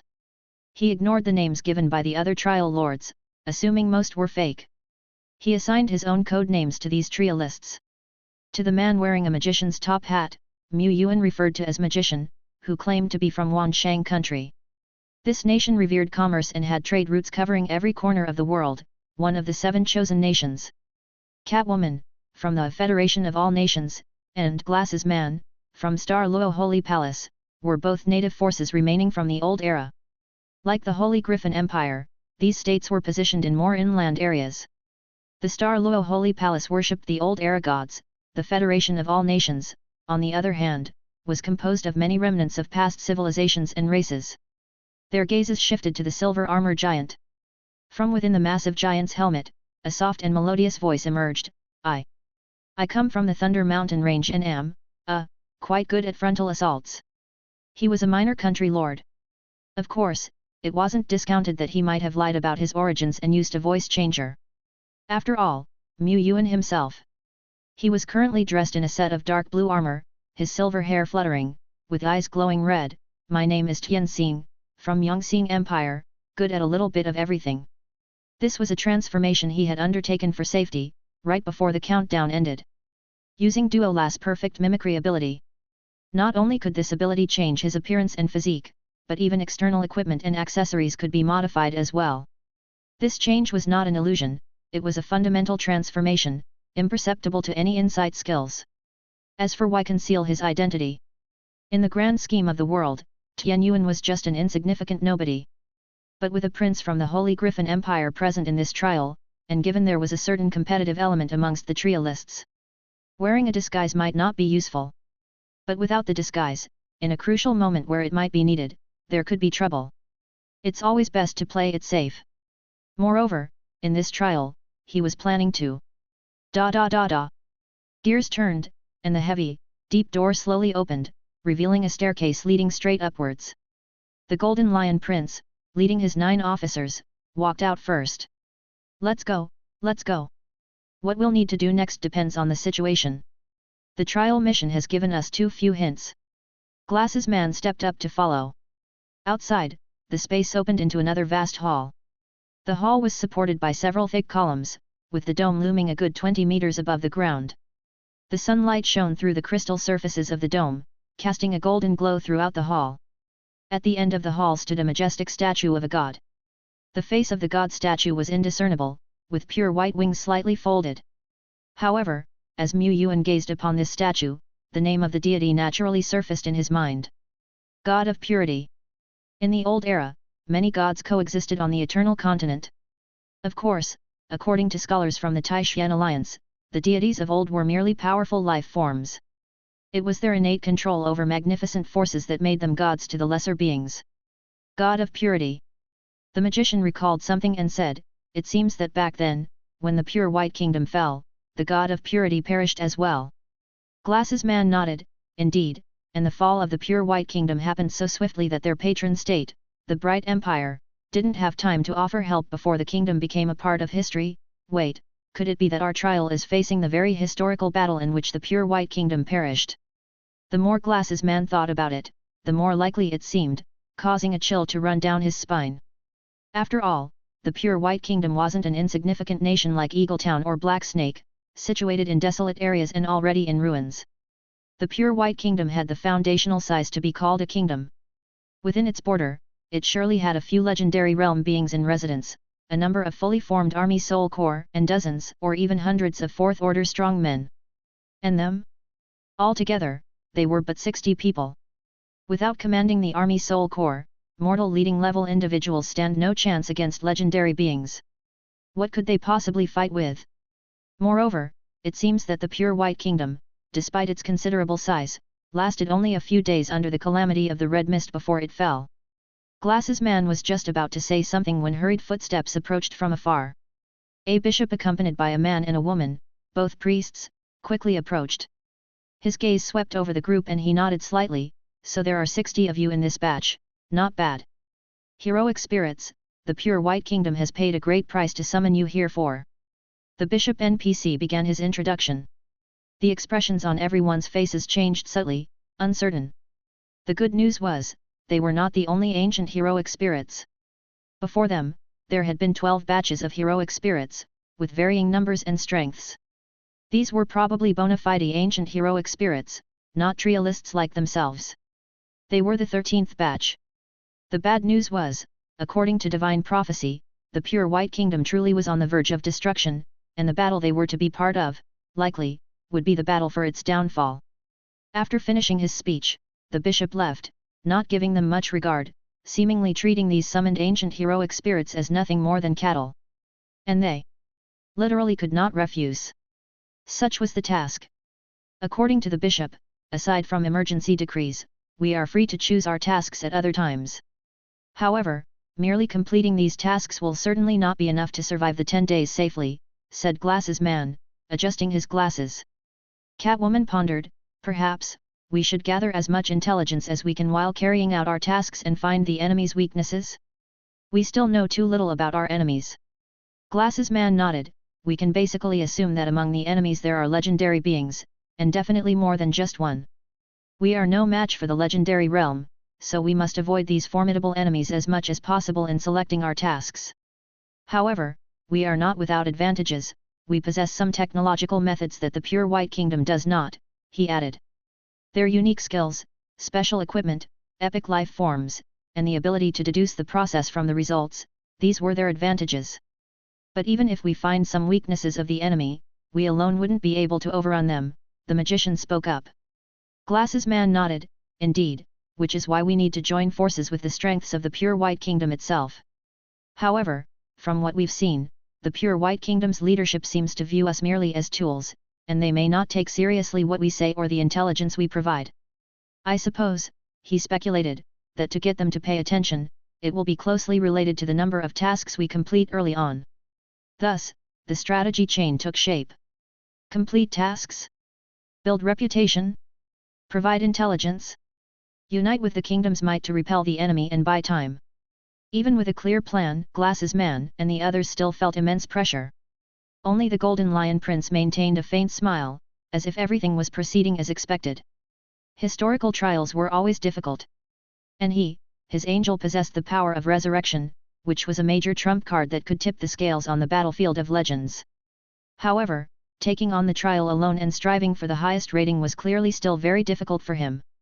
He looked towards Glasses Man and the others. At that moment, Glasses Man hesitated. According to his calculations, without the Golden Lion Prince, the chances of them barely making it through were slim. But he still hoped for some autonomy.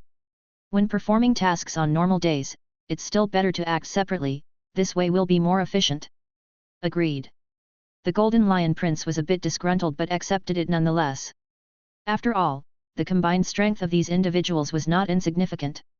Catwoman, the Magician, and the Silver Armor Man agreed in succession, to cooperate temporarily. Only Yuan declined. I'll opt out, he stated. The Golden Lion Prince frowned, displeased. The Magician spoke up, Lord of Yongxing, are you going to disregard the bigger picture? Yuan had already walked over 10 meters away when he suddenly stopped.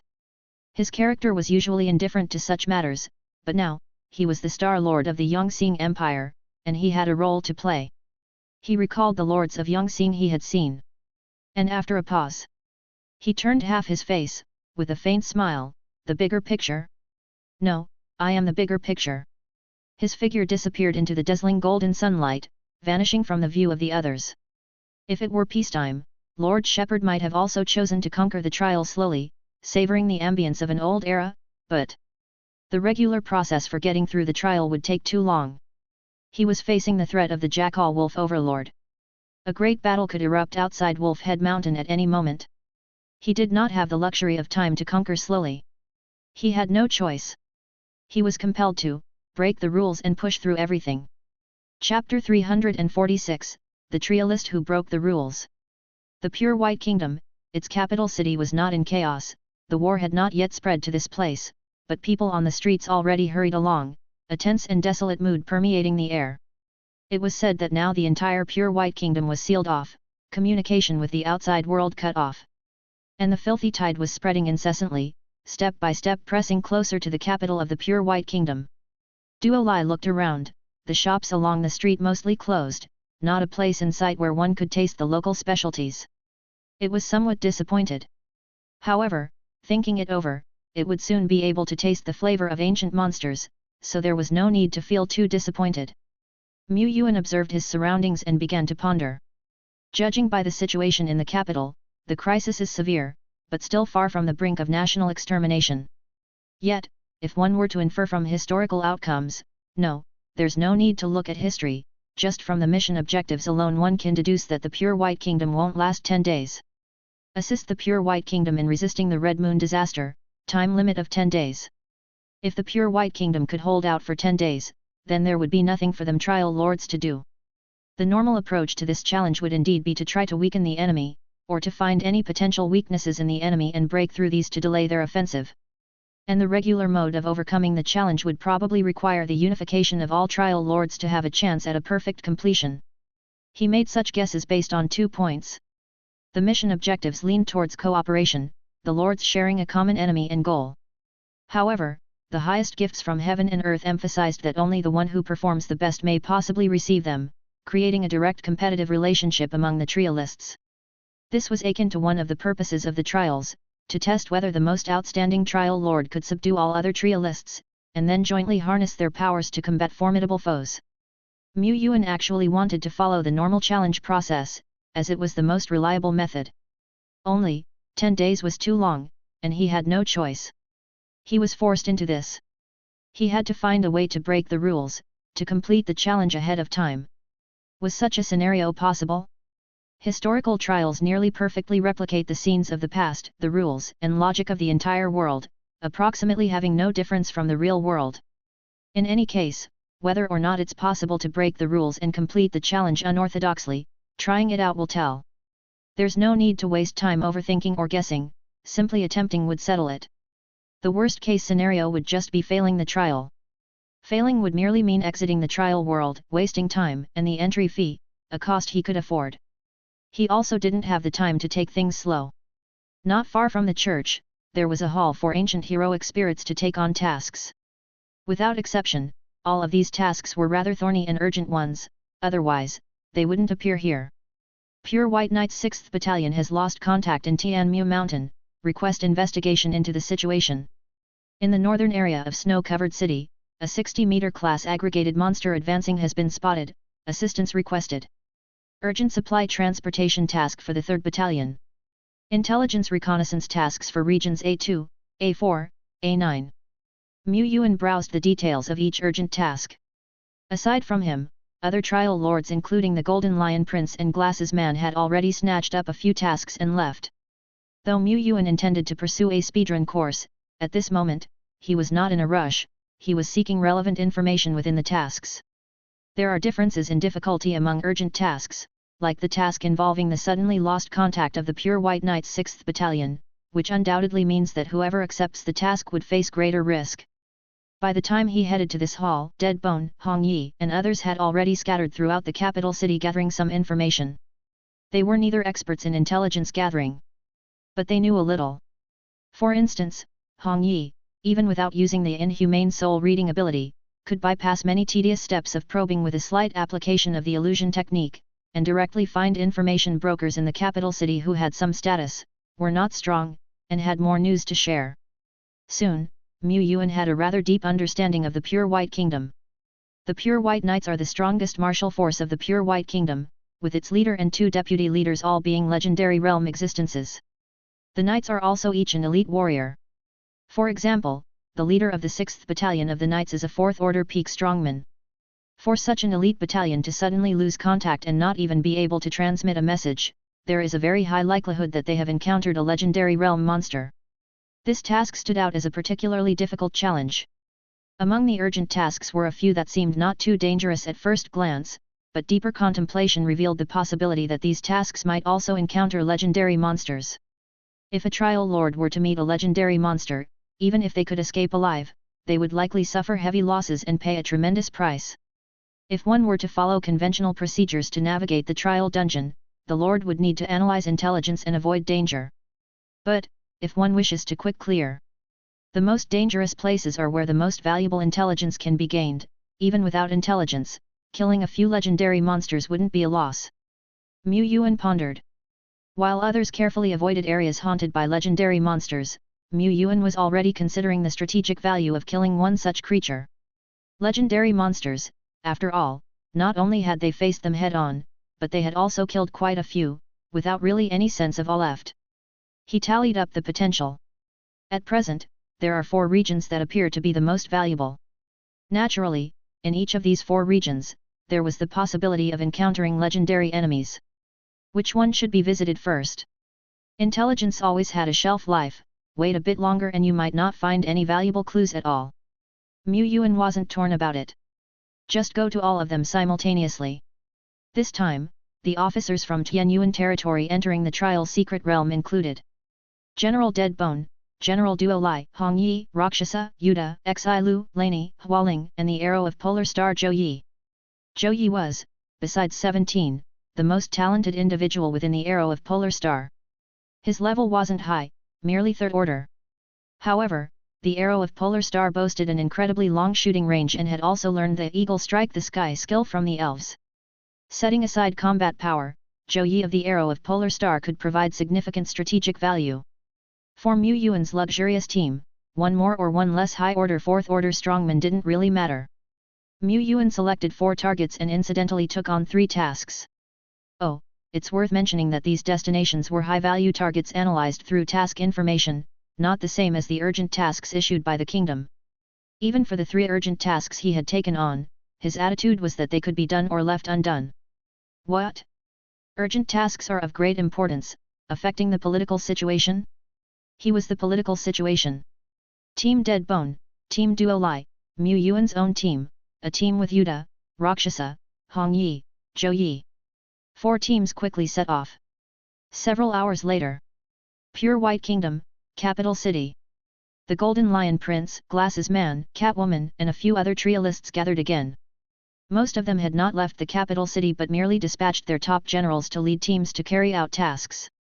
For the trial lords, if their officers perished, they could still continue the trial and search for hope. But once they themselves died in battle, that would be game over. Moreover, they also needed to figure out ways to increase their standing in the eyes of the local legends. Only then could they influence the decisions of Pure White Kingdom at critical moments, invite the kingdom's legends for assistance, and possess the strength to turn the tides. Establishing friendly relations with legends was also part of their strategy. However, reputation within the kingdom was also indispensable. Combining the two would significantly boost their standing in the eyes of the kingdom's legends. That was usually the case. Should we say, befitting a prince from the Holy Griffin Empire. The looks Glasses Man and the others gave the Golden Lion Prince were somewhat complex. Just now, they had met the leader of the Pure White Knights, known as the Pure White Sword King, the strongest fighter in the kingdom. Initially, in the eyes of the kingdom's legends, they were nothing more than decent fighters, ancient heroic spirits that could be used ruthlessly, but when the Golden Lion Prince revealed his angel follower, the Pure White Sword King's gaze changed. His attitude became very friendly. If it could be quantified, it would be goodwill +1+1+1. Originally, we might have needed 6 or 7 days to establish a sufficiently solid relationship, but now, with the face given by the Golden Lion Prince, 2 or 3 days might be enough. The chances of passing the trial have greatly increased. Indeed, all thanks to His Highness the Prince. At this point, the Lord of Yongxing is probably still hitting walls everywhere, right? But then again, apart from that initial meeting in the hall where we saw him, it seems like we haven't seen Lord of Yongxing since. The magician murmured. Glasses Man still held no optimistic views. Our current progress is good, but the enemy seems to be more formidable than expected.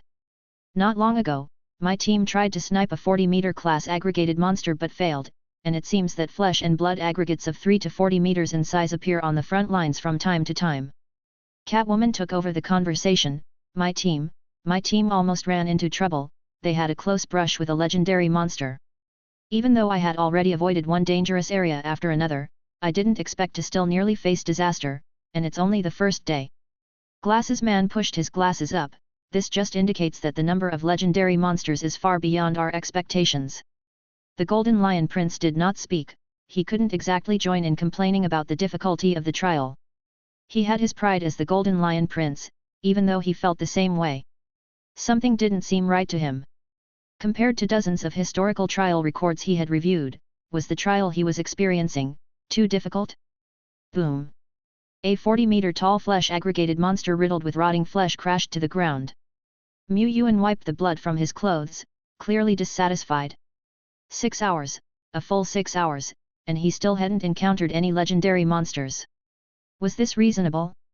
He had clearly pushed hard into the danger zone. Before him was a town that had already sunk into blood and fire. By the time Yuan arrived, there were hardly any survivors in the entire town, save for one elite soldier who had retreated from the front line and was barely hanging on to life.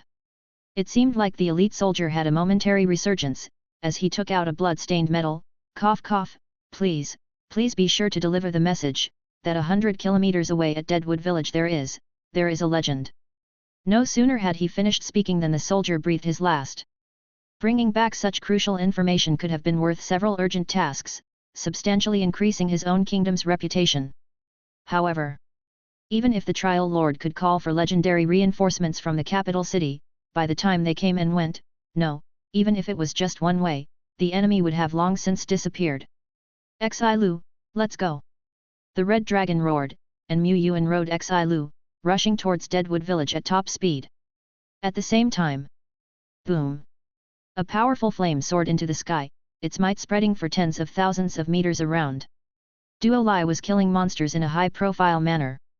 Intelligence indicated that not long ago, several powerful ancient heroic spirits had perished in this area. Before their deaths, these heroic spirits had been ambushing blood-flesh aggregated monsters and some high-order intelligence monsters. Clearly, if kingdom elites hunted monsters too fiercely or too ostentatiously, they would attract the attention of legendary monsters. This situation was not unique to this area. It was happening in various places and regions. Therefore, kingdom elites had to be extremely cautious when ambushing intelligence monsters. They would take a shot and change locations immediately, daring not to linger or make any earth-shattering commotions. But Duo Lai Lord said, killing more monsters is never wrong. Theoretically, as long as the monster tide is wiped out, the kingdom's crisis will be resolved, right? So Duo Lai turned into an artillery battery, continuously firing without stop. With this level of output, it could maintain a non-stop barrage for 7 days and 7 nights. The number of monsters it had killed so far was beyond count, greatly reducing the pressure on the troops behind it. But this method of bombing is likely to provoke legendary beings among the monsters. Tens of kilometers away, lieutenants of the Trial Lord, drawn by the noise, arrived. They too were fourth-order strongmen. Among them were top elites with large-scale destruction skills, and heroes with strategic skills like Meteor Shower and Flame of Heaven. Using their skills, they would have no trouble wiping out 1 or 2 waves of monsters. But, what then? They dared not do so. Ambushing a few high-order intelligence monsters was feasible. Yet to forcefully cut through a monster tide for short-term gain would put them in mortal danger. The sky suddenly darkened. The ground too became a black marsh, spreading for 2,000 to 3,000 kilometers around. It's the legendary realm. Legendary domain. The black marsh spread from the ground to the sky. A pair of colossal pincers, large as mountains, burst from the murky waters, lunging towards the delicate girl riding a flying slime in mid-air. The girl sitting cross-legged on top, however, suddenly had her eyes light up.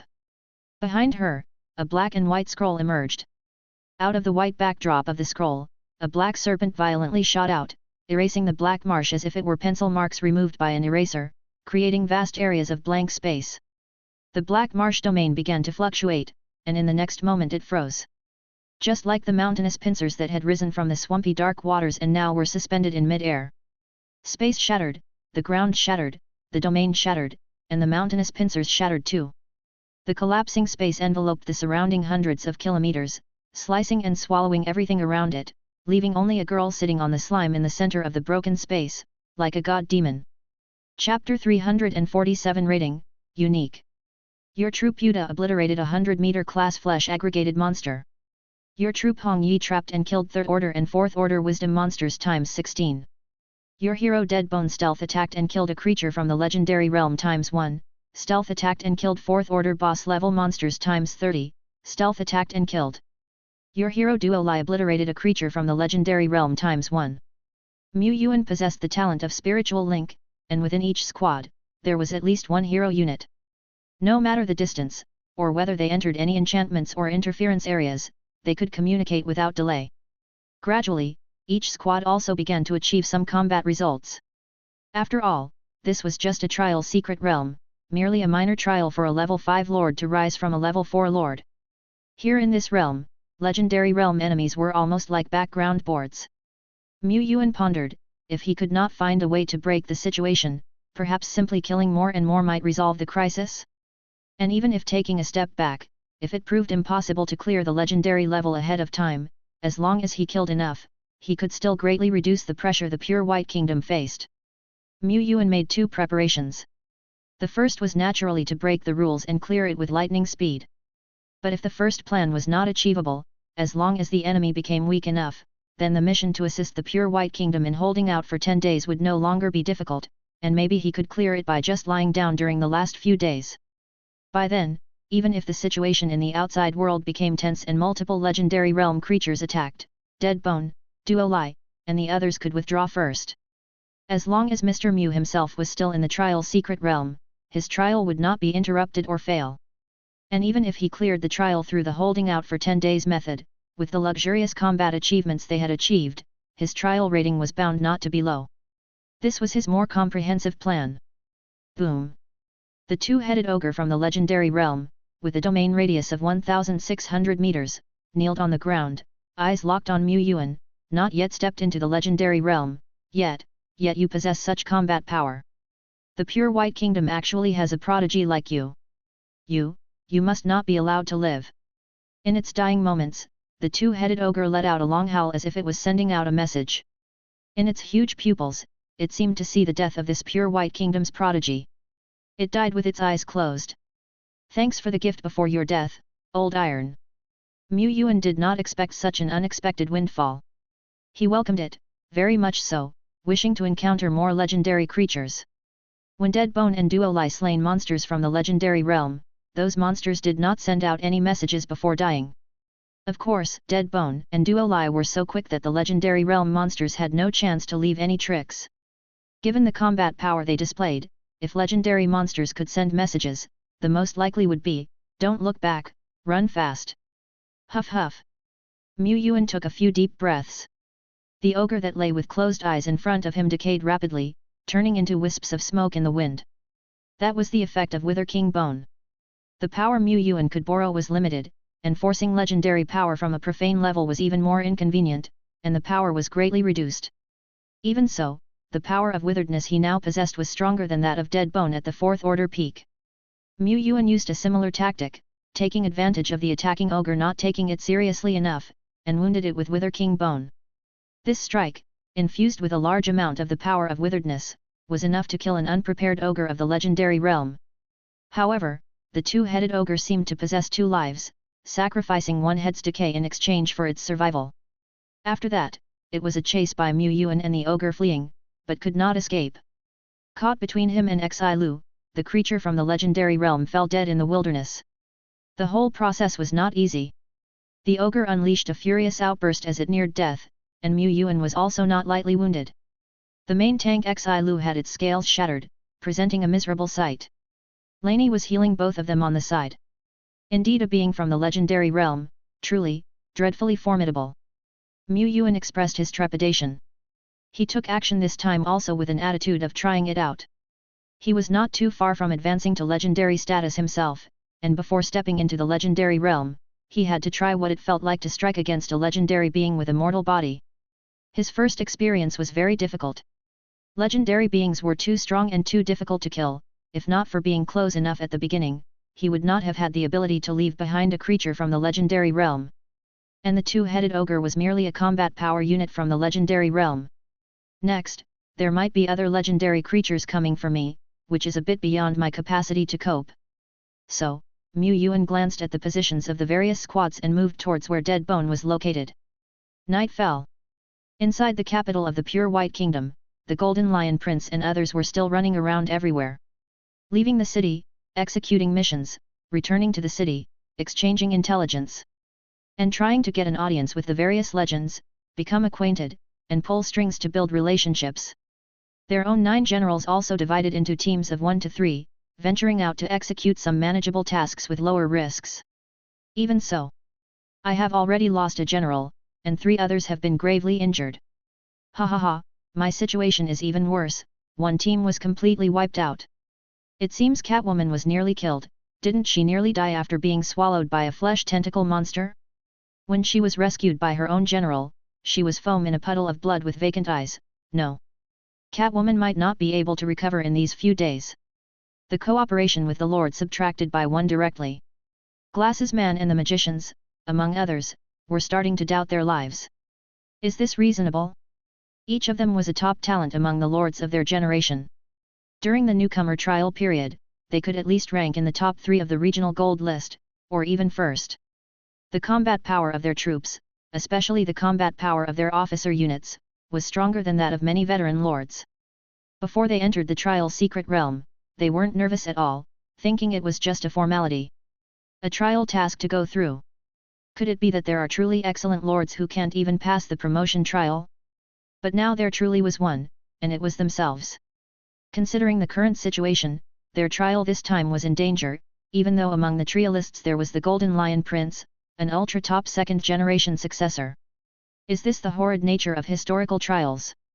Thank goodness it's just a trial, not reality. Glasses Man murmured, which was also the reason he could still remain calm. After all, it was just a trial. If they truly traveled back to the old times, and faced the approaching filth and monster tide like the Pure White Kingdom, how despairing would that be? Now, even if they failed, they wouldn't really die, and they could afford the entry fee of the trial. To try again, as long as they entered a normal trial, Glasses Man and the magicians still had enough confidence. They would still give it their all to attempt to navigate the trial, but if they failed, then let it be a failure. They would regret it and lament their ill fate, but not be too resentful. However, the Golden Lion Prince couldn't accept it. He would never give up. This is the only chance. He didn't care about the entry fee of 500 soul crystals. That bit of money wasn't even enough for his daily expenses for a meal or 2. But the opportunity to enter a historical trial might be the only one he ever had. If he missed it, he could only go through the motions in a normal trial.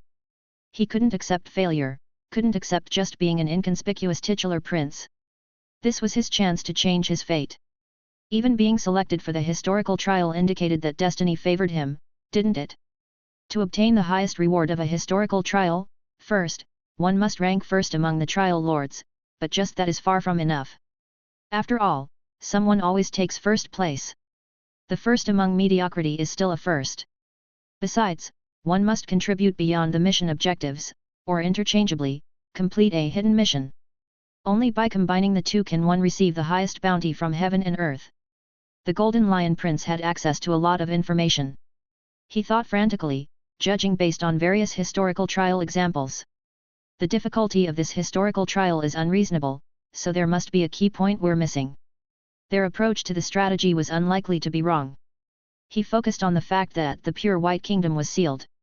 To fulfill the hidden conditions for passing, they probably needed to find the keynotes of the sealing ceremony and call upon legends from the Pure White Kingdom to join forces and break the seal.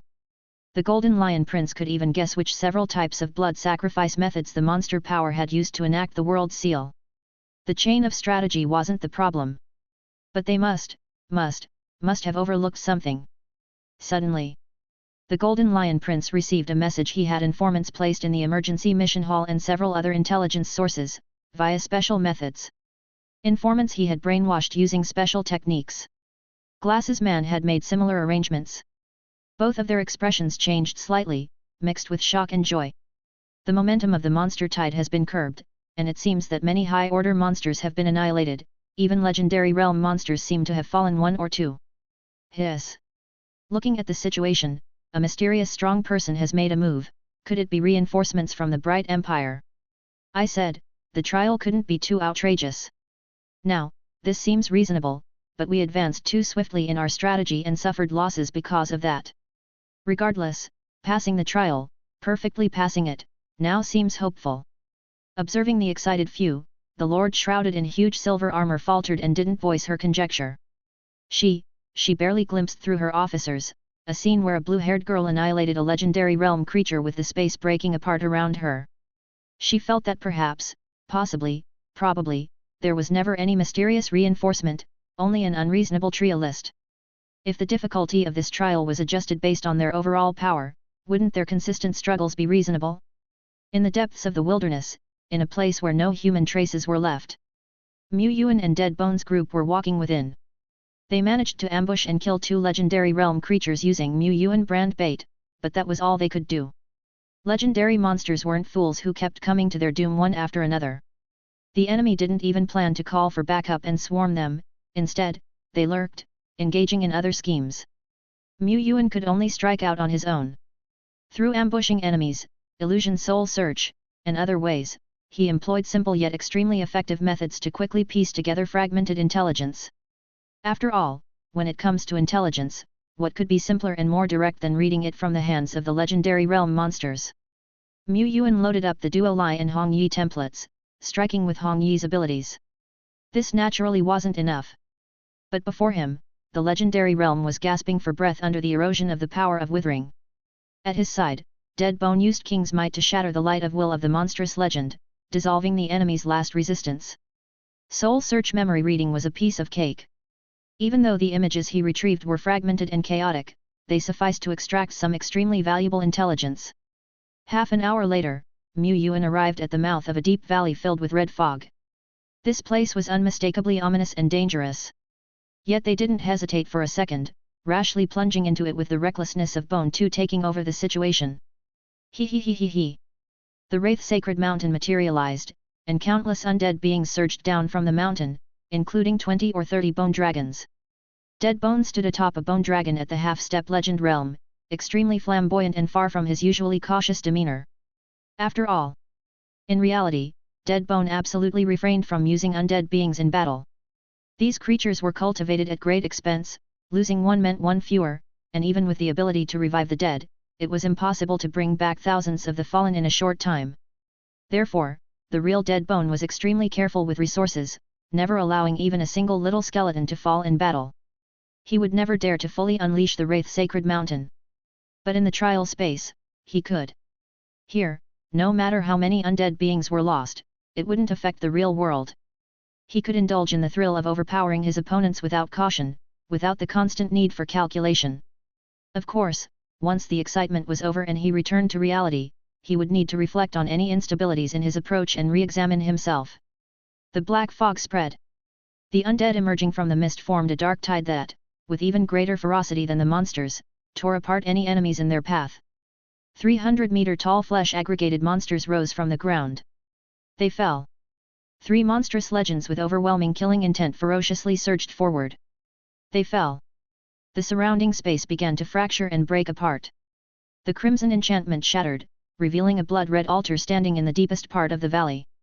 Around the altar lay countless human bones, and at its core, a particularly massive root of corruption had sprouted, piercing into the clouds like a vine. However, before the enchantment had shattered, they hadn't spotted this highly conspicuous, corrupt vine. This place must be a key node in some ritual or terrestrial enchantment. Following the standard process, the trial lords might need to continuously search for traces, investigate clues, and, after obtaining sufficient evidence, summon the legends of the pure White Kingdom to help shatter this node. Mu Yuan considered it all skippable.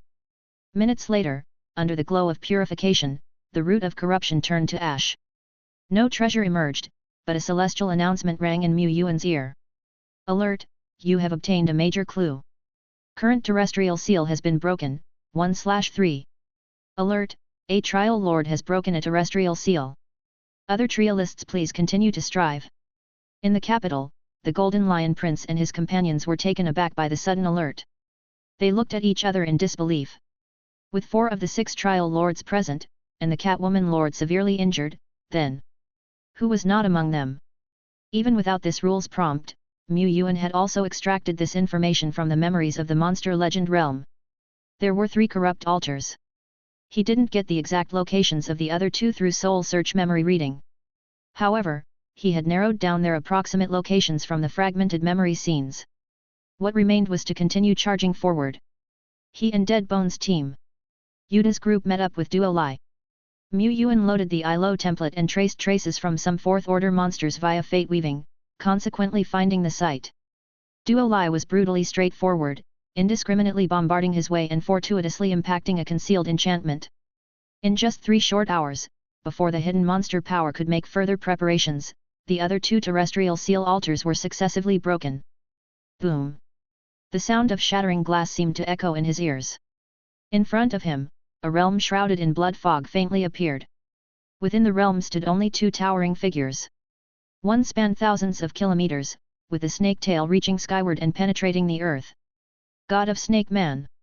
The other had a small body but unfolded white wings thousands of kilometers long. God of Purity. The blurry figure wrapped in the wings suddenly cast its gaze towards Yuan. As their eyes met. Crack! The space shattered open. Ding! Alert, as you have broken the 3 terrestrial seals, the God of Purity has been freed from confinement, resolving the Pure White Kingdom's crisis, and the trial ends early. Alert, you have completed the Ascension trial, your trial rating, unique. Chapter 348, Pure White Feather, Territory Upgrade. Tip, you have cleared the promotion trial, and according to your performance, you have received the unique rating. The ranking system for the promotion trial was basically the same as that for the hero trial. There were ratings of qualified, good, excellent, and perfect. However, even with the same rating tier, the heavenly gifts awarded for clearing historical trials and clearing regular trials were inevitably different. Perhaps the grading tiers for historical trials were a notch or 2 above in value compared to those for regular trials. But the rating Yuan received wasn't just perfect, it was unique. Unique, perhaps, is the evaluation above the perfect grade, requiring one to clear historical trials with the most excellent combat achievements to obtain. Yuan guessed that was probably the case, but beyond that, he did not understand much. After all, he was just a greenhand who had entered the eternal world for less than a year and had no background. He had not even heard of historical trials before, let alone the unique rating. These aren't important anyway, as long as the territory has been promoted and I can get an unexpected gift from heaven and earth, that's good enough.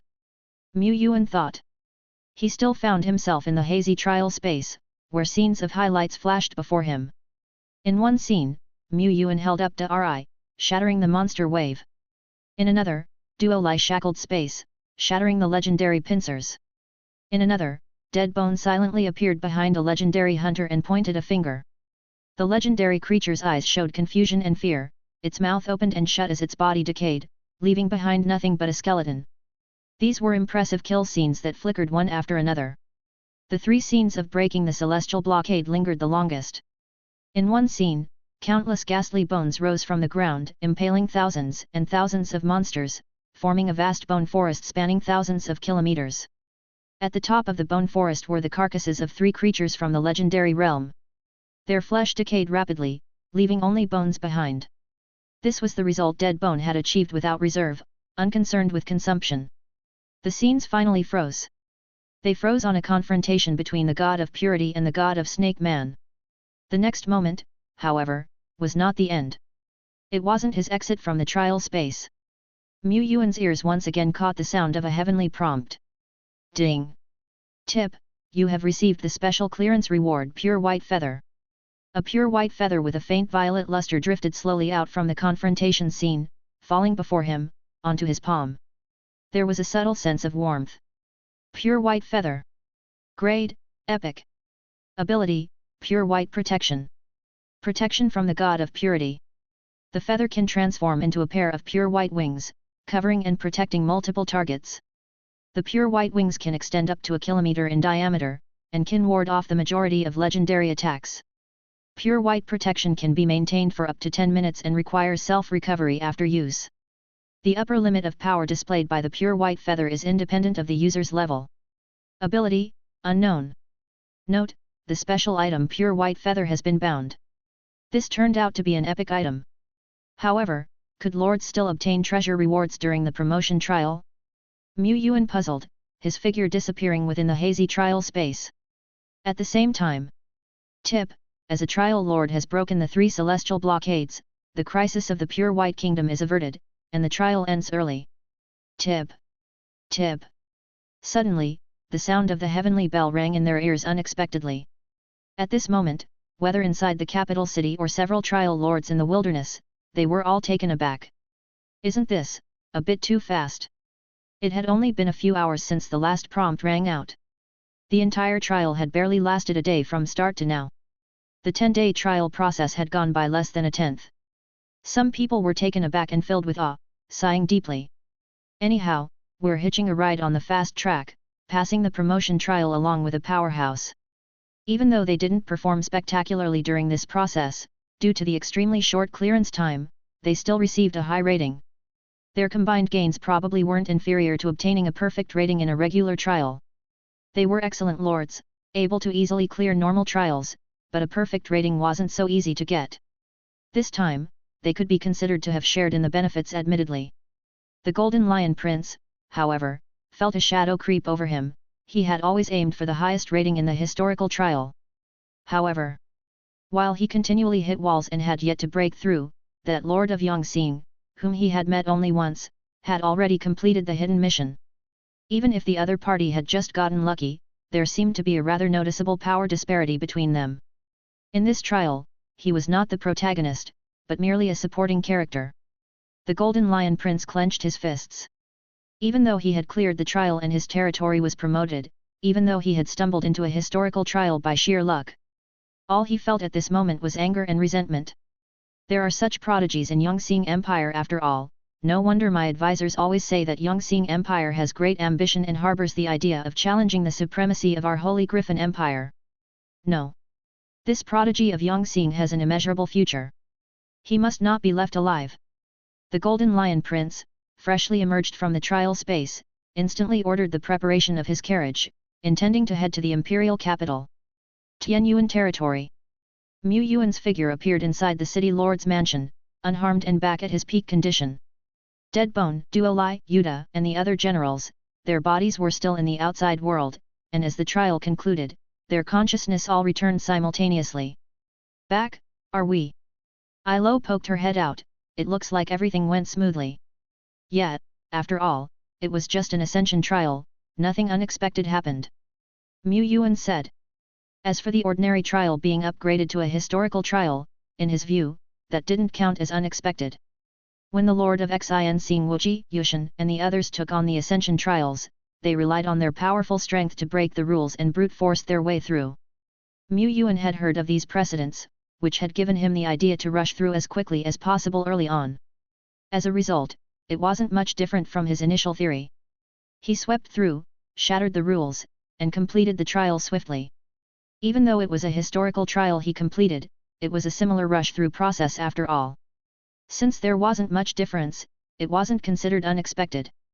Notice, you have passed the ascension trial, territory begins upgrading.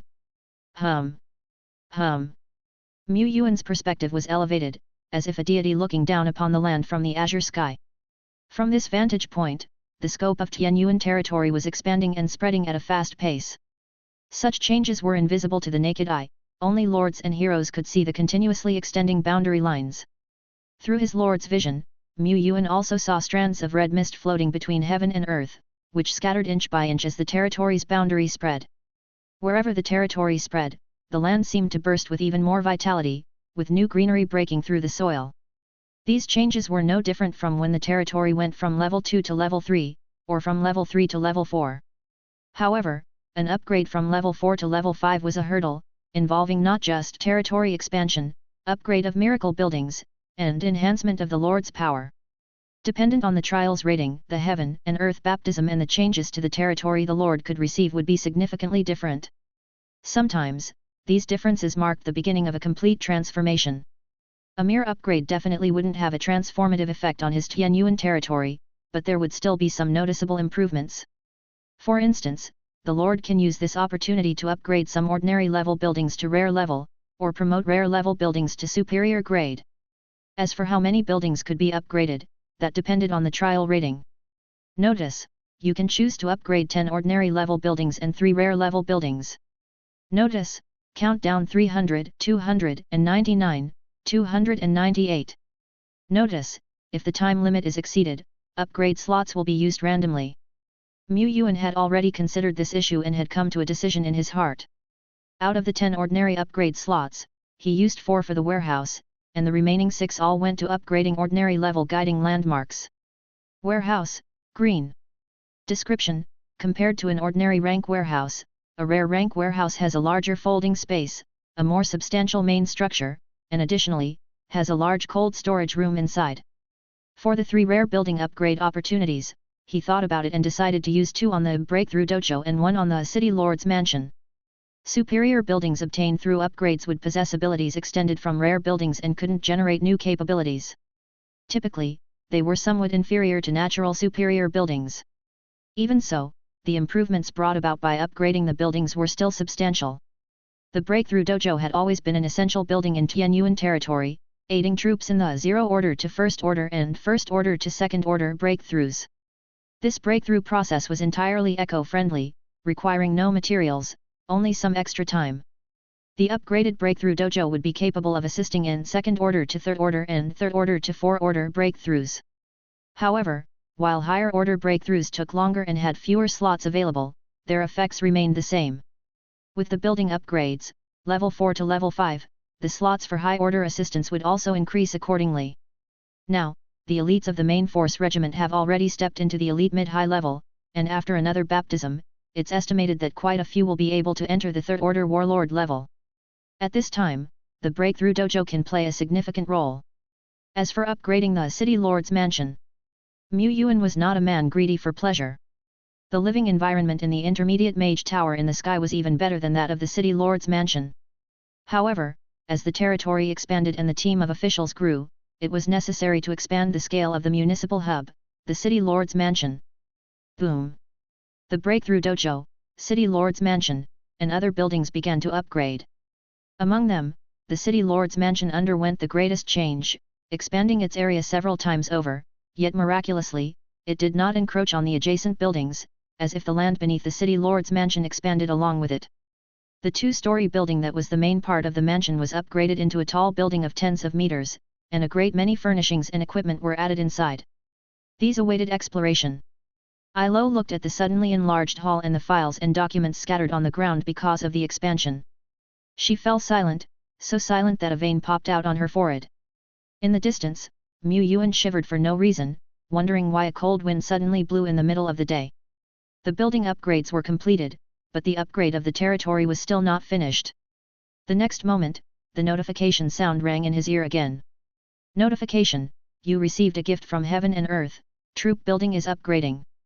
Notification: your level 1 troop building skeletal cemetery has been enhanced, monthly recruitment quota increased to 200 units, environment improved, buffs enhanced. Notification: your third order troop building Treeman Forest has been enhanced, monthly recruitment quota increased to 40 units, environment improved, buffs enhanced. Notification: your third order troop building Ice Spirit Cold Pool has been enhanced, monthly recruitment quota increased to 40 units, environment improved, buffs enhanced. Previously, the skeleton cemetery had already received 1 environmental enhancement, but this time, the enhancement was even greater. Suddenly, a dark fog surged up, blotting out the sky.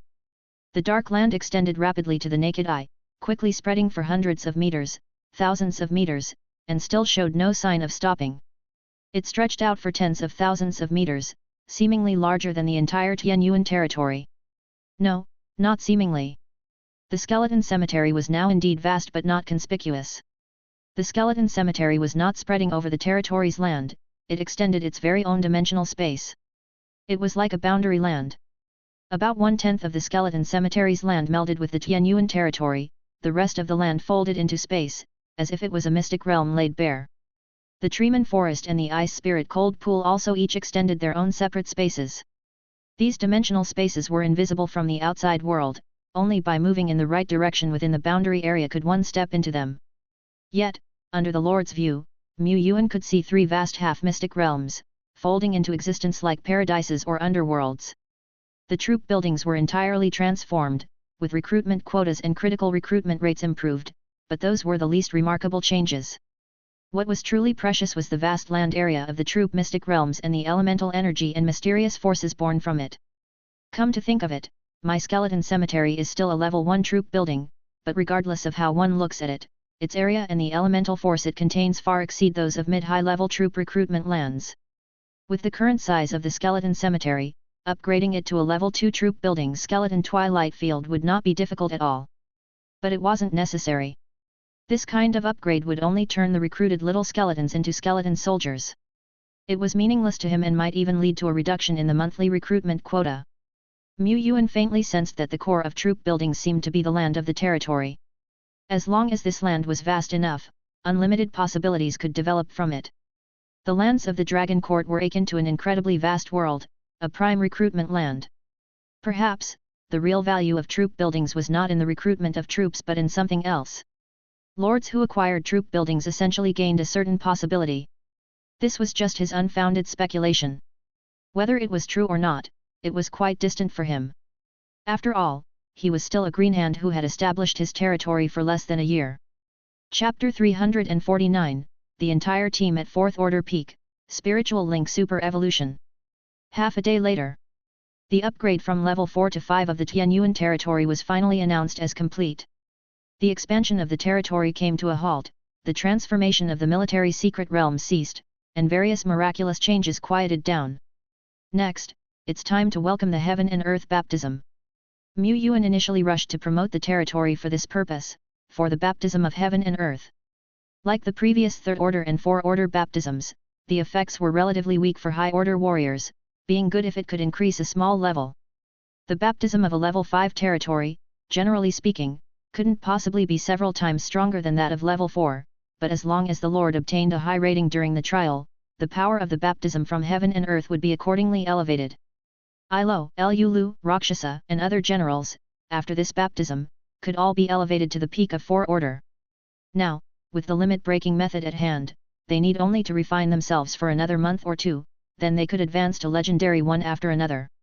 They are all future legends who already possess both domain and light of will, just short of filling in the last gap.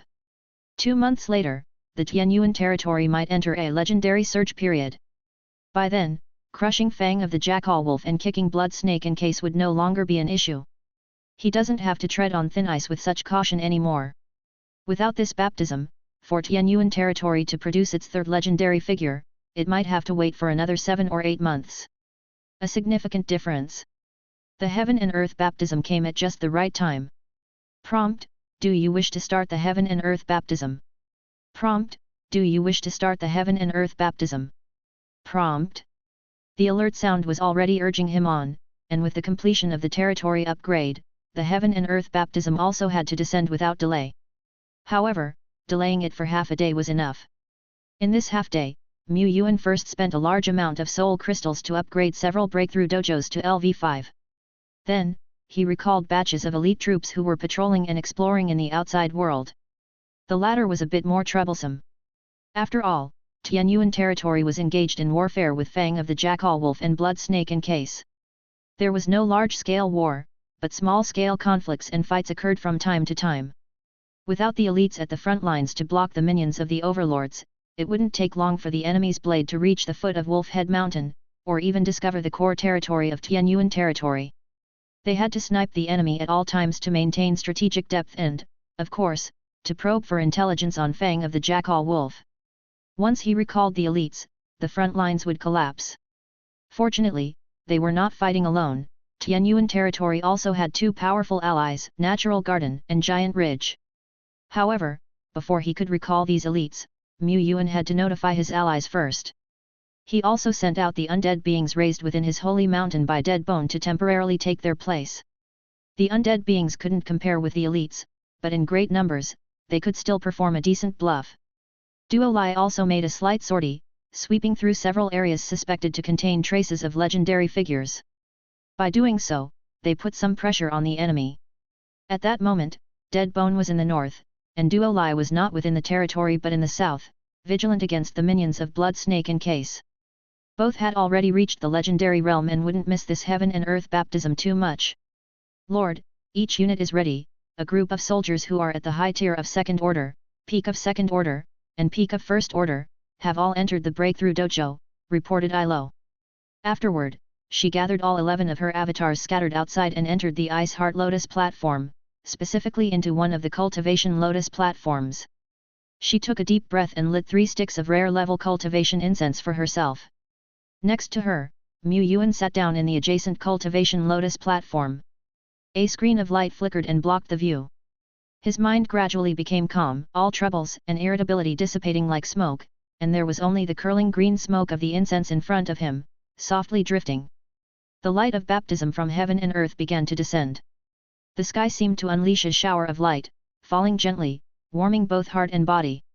The citizens of Tianyuan territory had already been notified. At this moment, they stepped outside, tentatively catching a bit of the light rain, and then their expressions turned to surprise. Praise to Lord! Is this a gift from the heavens? Lord bears the mandate of heaven.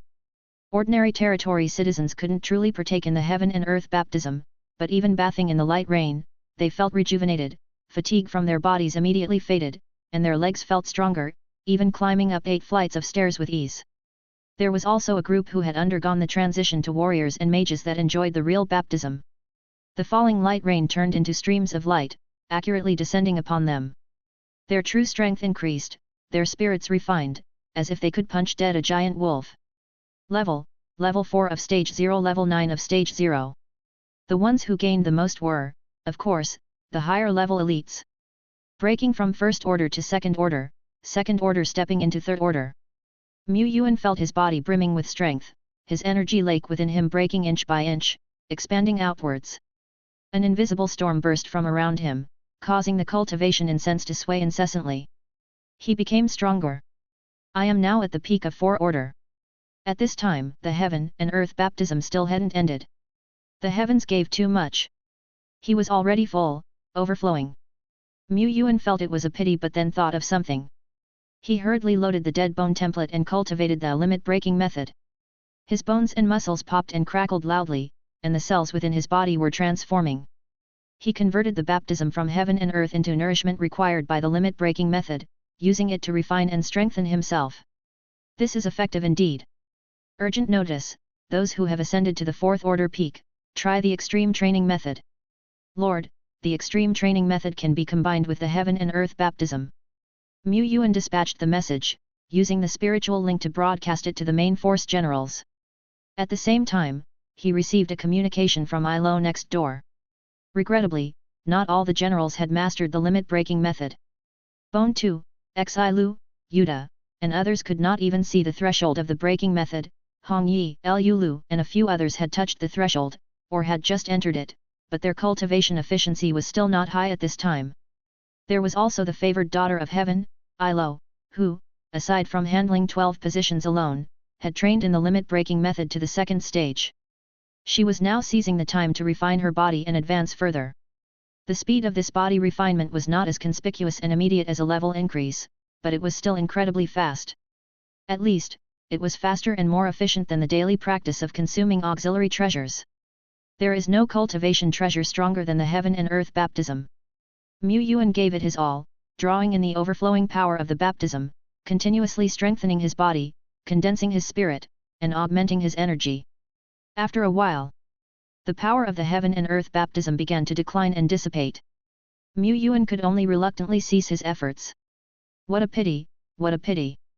If I could bathe in such a baptism for a long duration, I feel that I might be able to refine myself to perfection and become a legend on the spot in less than 2 days. After all, he, Lord Shepherd, was an early creator of a domain, an igniter of the light of will. To step into legend, as long as one has the means, it's possible. But the heaven and earth baptism couldn't possibly last that long. This baptism from heaven and earth had already far exceeded his expectations. He was only able to absorb about half of it. In the latter half, while he used the heaven and earth baptism for cultivation and body refinement, a great deal of its power still overflowed and dissipated back into the heaven and earth. Yuan opened the panel and arranged his own generals and troops in descending order by level. Ilo, Lu, Hongyi, Tree Demon Granny, Rakshasa, Sario, and other main force generals had all reached the fourth order peak. This did not surprise Yuan. What did surprise him were Saint of Holy Light Laney, 4 order level 9. Nature Spirit Flower Spirit, 4 order level 8. Lord of Frost Qing Shuang, 4 order level 8. Laney in the Tianyuan territory was barely able to squeeze into the second tier. Of course, she was not a combatant but more like a civil officer similar to Ilo. The epic strong such as Flower Spirit and Qing Shuang had ample potential but very low rank, their levels before this were only at third order middle stage. Yuan had long prepared perfect breakthrough stones for Laney and the others, anticipating they could step into the 4 order, but he had not expected that they would rush directly to the higher stages of 4 order and were not far from the 4 order peak. This time's heaven and earth baptism was truly too generous, too abundant. Even stronger than the earlier pure soul source pool baptism. The pure soul source pool baptism had a limitation on the number of people, and with more individuals, the baptismal effects greatly diminished. The heaven and earth baptism? It was just one word, extravagant. No matter how many elites, how many strong ones are in the territory, as long one exists, a baptism is assured. At this time, Yuan also felt pity for 17, Sophia, Lian Yu, and others who were outside. Such a missed opportunity. The upgrade in Tianyuan territory this time was truly significant, with a big batch of third-order elites emerging and a new group ascending to, or nearing, fourth-order peak. With the peak already reached, could legend be far behind?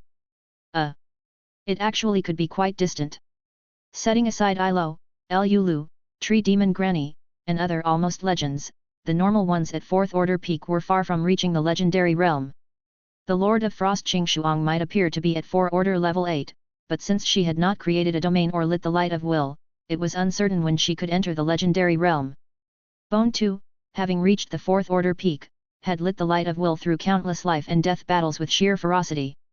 However, it faced repeated setbacks on the path to creating a domain. In 2 months, Bone 2 might refine its body to the limit, but as long as it couldn't create a domain, it would remain stuck at the 4th-order limit. And this, in fact, was the normal state. An ordinary strong individual might be stuck before the 4th-order limit for a lifetime, never glimpsing the dawn of legend. The epic strong, provided with systematic cultivation, with ample resources for growth, usually had more than a 99% chance to step into legend. However, spending a year to advance is stepping into legend, spending 2, 3, or even 6, 7 years is also stepping into legend. Epic life would also be stalled in front of the legendary chasm for some time. It's normal to be stalled, not being stuck and quickly creating a domain or lighting the light of will is a rare exception. Not long ago, in the advancement trial from the Holy Griffin Empire, 2 out of 3 angels under the prince had reached the 4-order limit. Did they not want to break through? They were just temporarily unable to do so. Ilo, Lu, and others who met the conditions early did so due to their talent as well as their evolution and rank.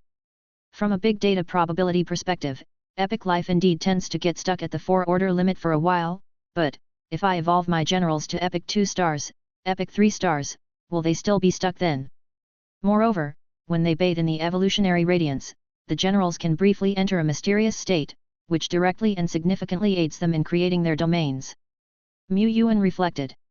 Before this, he felt that evolving life to epic 2 stars or epic 3 stars was somewhat less cost-effective than evolving them to just epic 1 star. However, if his generals were stuck at the 4th-order limit, then continuing their evolution to epic 2 stars or 3 stars would indeed be highly cost-effective. Of course, Yuan's arrangements for the evolution baptism weren't solely based on cost-effectiveness, they also took into account the contribution rankings of the generals. Once the baptism was over, there were a pile of matters in the domain that needed arranging. Yuan decisively left the tasks of upgrading the domain's buildings and planning the secret realm sites to Ilo and a few others. He wasn't being lazy. He also had many important tasks to do, and these were not tasks he could delegate, he had to handle them personally. Talent, Lord's power, Evo power. Yuan had previously sensed a change, but he had restrained himself from experiencing it in detail, as he was busy with the dispatch of troops and other work. Now that he had delegated the reassignment of troops to Dead Bone, Lu, and others, he could quietly ponder it. First, there's talent.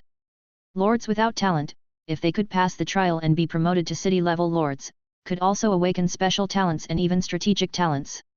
Yuan hadn't awakened a new talent, but his previous spiritual link talent seemed to have undergone earth-shaking changes. His spiritual power spread like a vast net and interfered with the surrounding reality. Your spiritual power can interfere with reality, morphing into palms, flames, frost. It can also link with enemies, directly interfering with their minds and consciousness. The former was decent, but the latter was a bit outrageous. Spiritual link was originally a purely supportive skill for linking with allies and coordinating communication. Now it could not only link with enemy units but could also channel spiritual power directly into the minds of the opponents. That was a bit unreasonable. These changes were merely incidental. The core of the spiritual link talent was still linking and coordination. His spiritual web continued to spread, reaching a certain distance without being able to interfere with reality, leaving only the purest network of communication channels. But the coverage of this great web was growing more and more extensive. 100 meters, 1,000 meters, 10,000 meters, 100,000 meters. Yuan found that now, linking thousands of troops into the network was effortless. Being just a four-order, he certainly couldn't handle linking thousands of units across tens or hundreds of kilometers without considerable strain. But the current spirit network didn't require him to bear the consumption alone. The troops within the network were not only users but also bearers. The burden each of them had to carry was minimal, negligible, yet together they supported this vast, exaggerated spirit network. This is far from the limit of spiritual link. Or rather, this talent no longer has a conventional limit. Not only that, this talent still has many areas worth exploring, like, can I solidify this spirit network and enrich it, creating a true network system? The spiritual link talent was not uncommon, at best it could be said to be a decent talent. But now, the spiritual web was vast as the sea, and with a thought, his consciousness roamed through heaven and earth. Was this still spiritual link? Yuan found it outrageous, but since it was happening to himself, it was all right. He carefully experienced and studied it. Suddenly, he indistinctly sensed familiar frequency vibrations drifting outside the spirit network. This was the seeds of the spirit. He had previously formed spirit seeds for some of his generals for ultra-long distance communication. However, until now, that ultra-long distance was merely a few hundred kilometers. What about now? Yuan felt several spirit seeds, and they seemed incredibly far away from him, so distant he couldn't measure the range or ascertain their bearing, but he faintly sensed that he could resonate with their frequency and establish a link. So he connected. Chapter 350, The Person in Charge of the Evolutionary Miracle. In the depths of the wilderness, an uncharted territory where it is difficult to determine one's location, Sophia, 17, and Lian were pushing through a patch of underbrush, gazing into the distance. There, a giant tree over 400 meters tall dangled its thick, long vines down. Rustic wooden cabins were scattered around the tree, stretching to the end of their sight and disappearing into the darkness. Another monster power. Although it doesn't seem as large as a major tribe, this place gives me a bad feeling. We'd better avoid it, Sophia said. 17 and Lian naturally had no objections, as all three shared Sophia's mind. The northbound team consisted only of the three of them, with the rest of the elites staying behind in Chiling City, continuing to manage the Tianyuan territory's stronghold. The elites were also strong, including several epic-ranked experts among them. Initially, Sophia had led her elites northward. With a larger group, they had an advantage in exploration and battle. But with more people, their movements were harder to conceal and less swift. They had been ambushed and besieged by wisdom monsters multiple times. Even though they had crushed these sieges with absolute force, Sophia foresaw that as they continued deeper north, their journey would become increasingly difficult. She promptly changed her strategy, deciding it would be just the three of them to continue on and search for clues. With the Black Crows she dispatched as their scouts, the team's search capability hadn't decreased much. Indeed, Sophia's choice was proved right. As they moved further into the wilds, the dangers they encountered also gradually increased. Even though they were all epic lives and had reached the fourth order peak by upgrading with fragments, they still had to be extremely cautious, daring not to let their guard down for even a moment. Hunting grounds laid out by wisdom monsters. Naturally formed perilous death zones. Dominant monsters occupying a territory.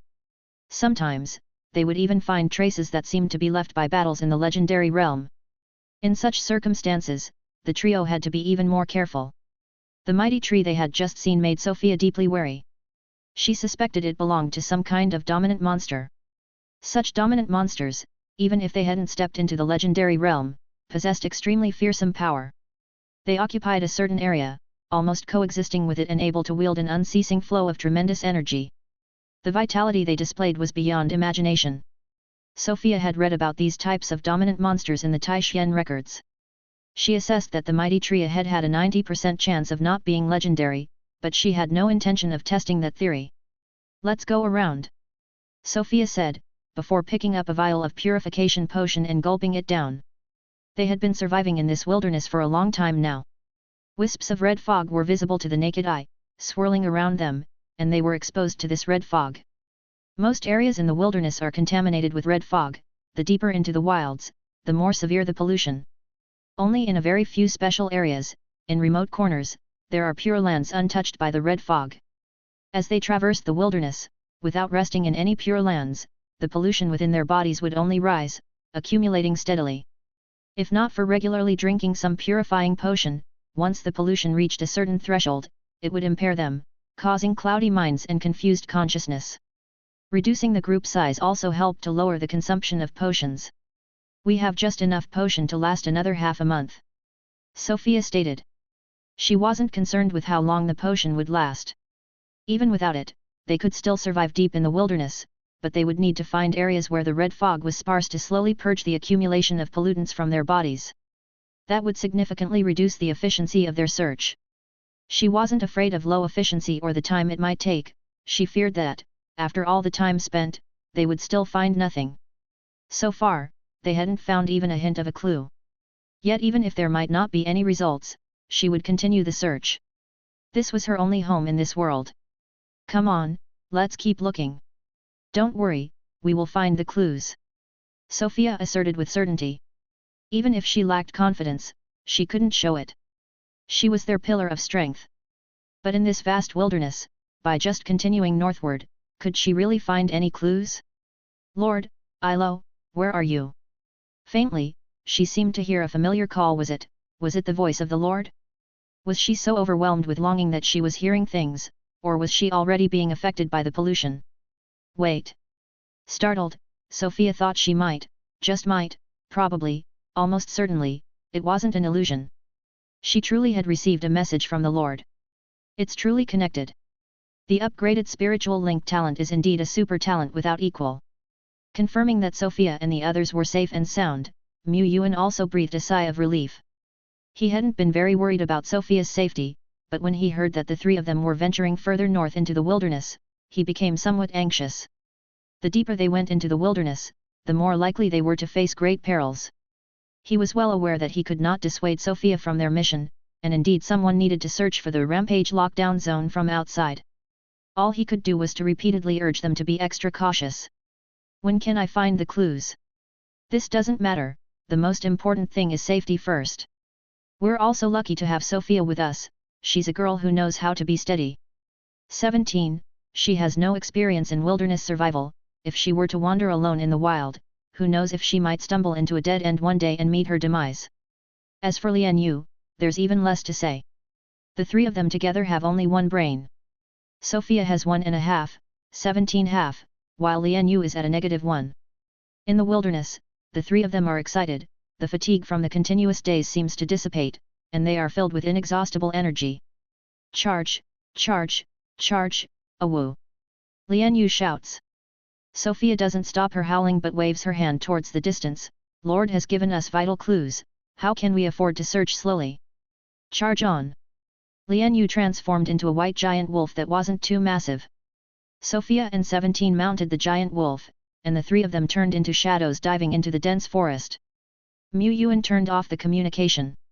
This kind of super long-distance messaging still consumes too much energy. Of course, as long as they can be reached, all expenses are not an issue. Many one-to-one communication artifacts cannot make contact over such vast distances. Unfortunately, it's probably because the distance is too great, I can't pinpoint Sophia and the other's location. Otherwise, truly searching could save a lot of effort. Now, well, Yuan doesn't expect to be able to communicate with the outside world in a short time. His current short-term goal is to defeat Fang of the Jackal Wolf and the surrounding lords so that Tianyuan territory can truly stand firm in this region. Through the recent promotion of the territory, a large number of medium and small commanders have advanced to 4th Order peak, and several main buildings in the territory will also be upgraded. As such, the core strength of the entire Tianyuan territory will see a significant increase.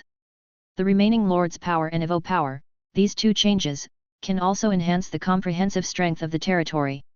As for the former, lords' power. Lords can borrow the power of their troops and depending on the level of trust with the troops, can exert up to 80% of their capabilities. Currently, 3 templates can be preloaded. Lords can use lords' power for a brief period to enhance their own troops, strengthening their physical body, spirit, and energy in 3 dimensions. The degree of enhancement depends on the rapport between both parties and the level of lords' power. Lords can use lords' power to solidify the innate skills/talents possessed by their troops onto themselves, solidifying up to 3. Such solidification of innate skills/talents is irreversible. When lords stand within the range of their own territory, they can materialize the territorial power and wield it. Note, how strongly lords can wield the territorial great force depends on the level of lords' power and the territory's own mass, land, population, buildings, etc. This is the true lord's power. Before this, he had only possessed the first ability. Seasoned lords often say that at this stage, a lord can play a real supporting role, able to give their commanders significant buffs.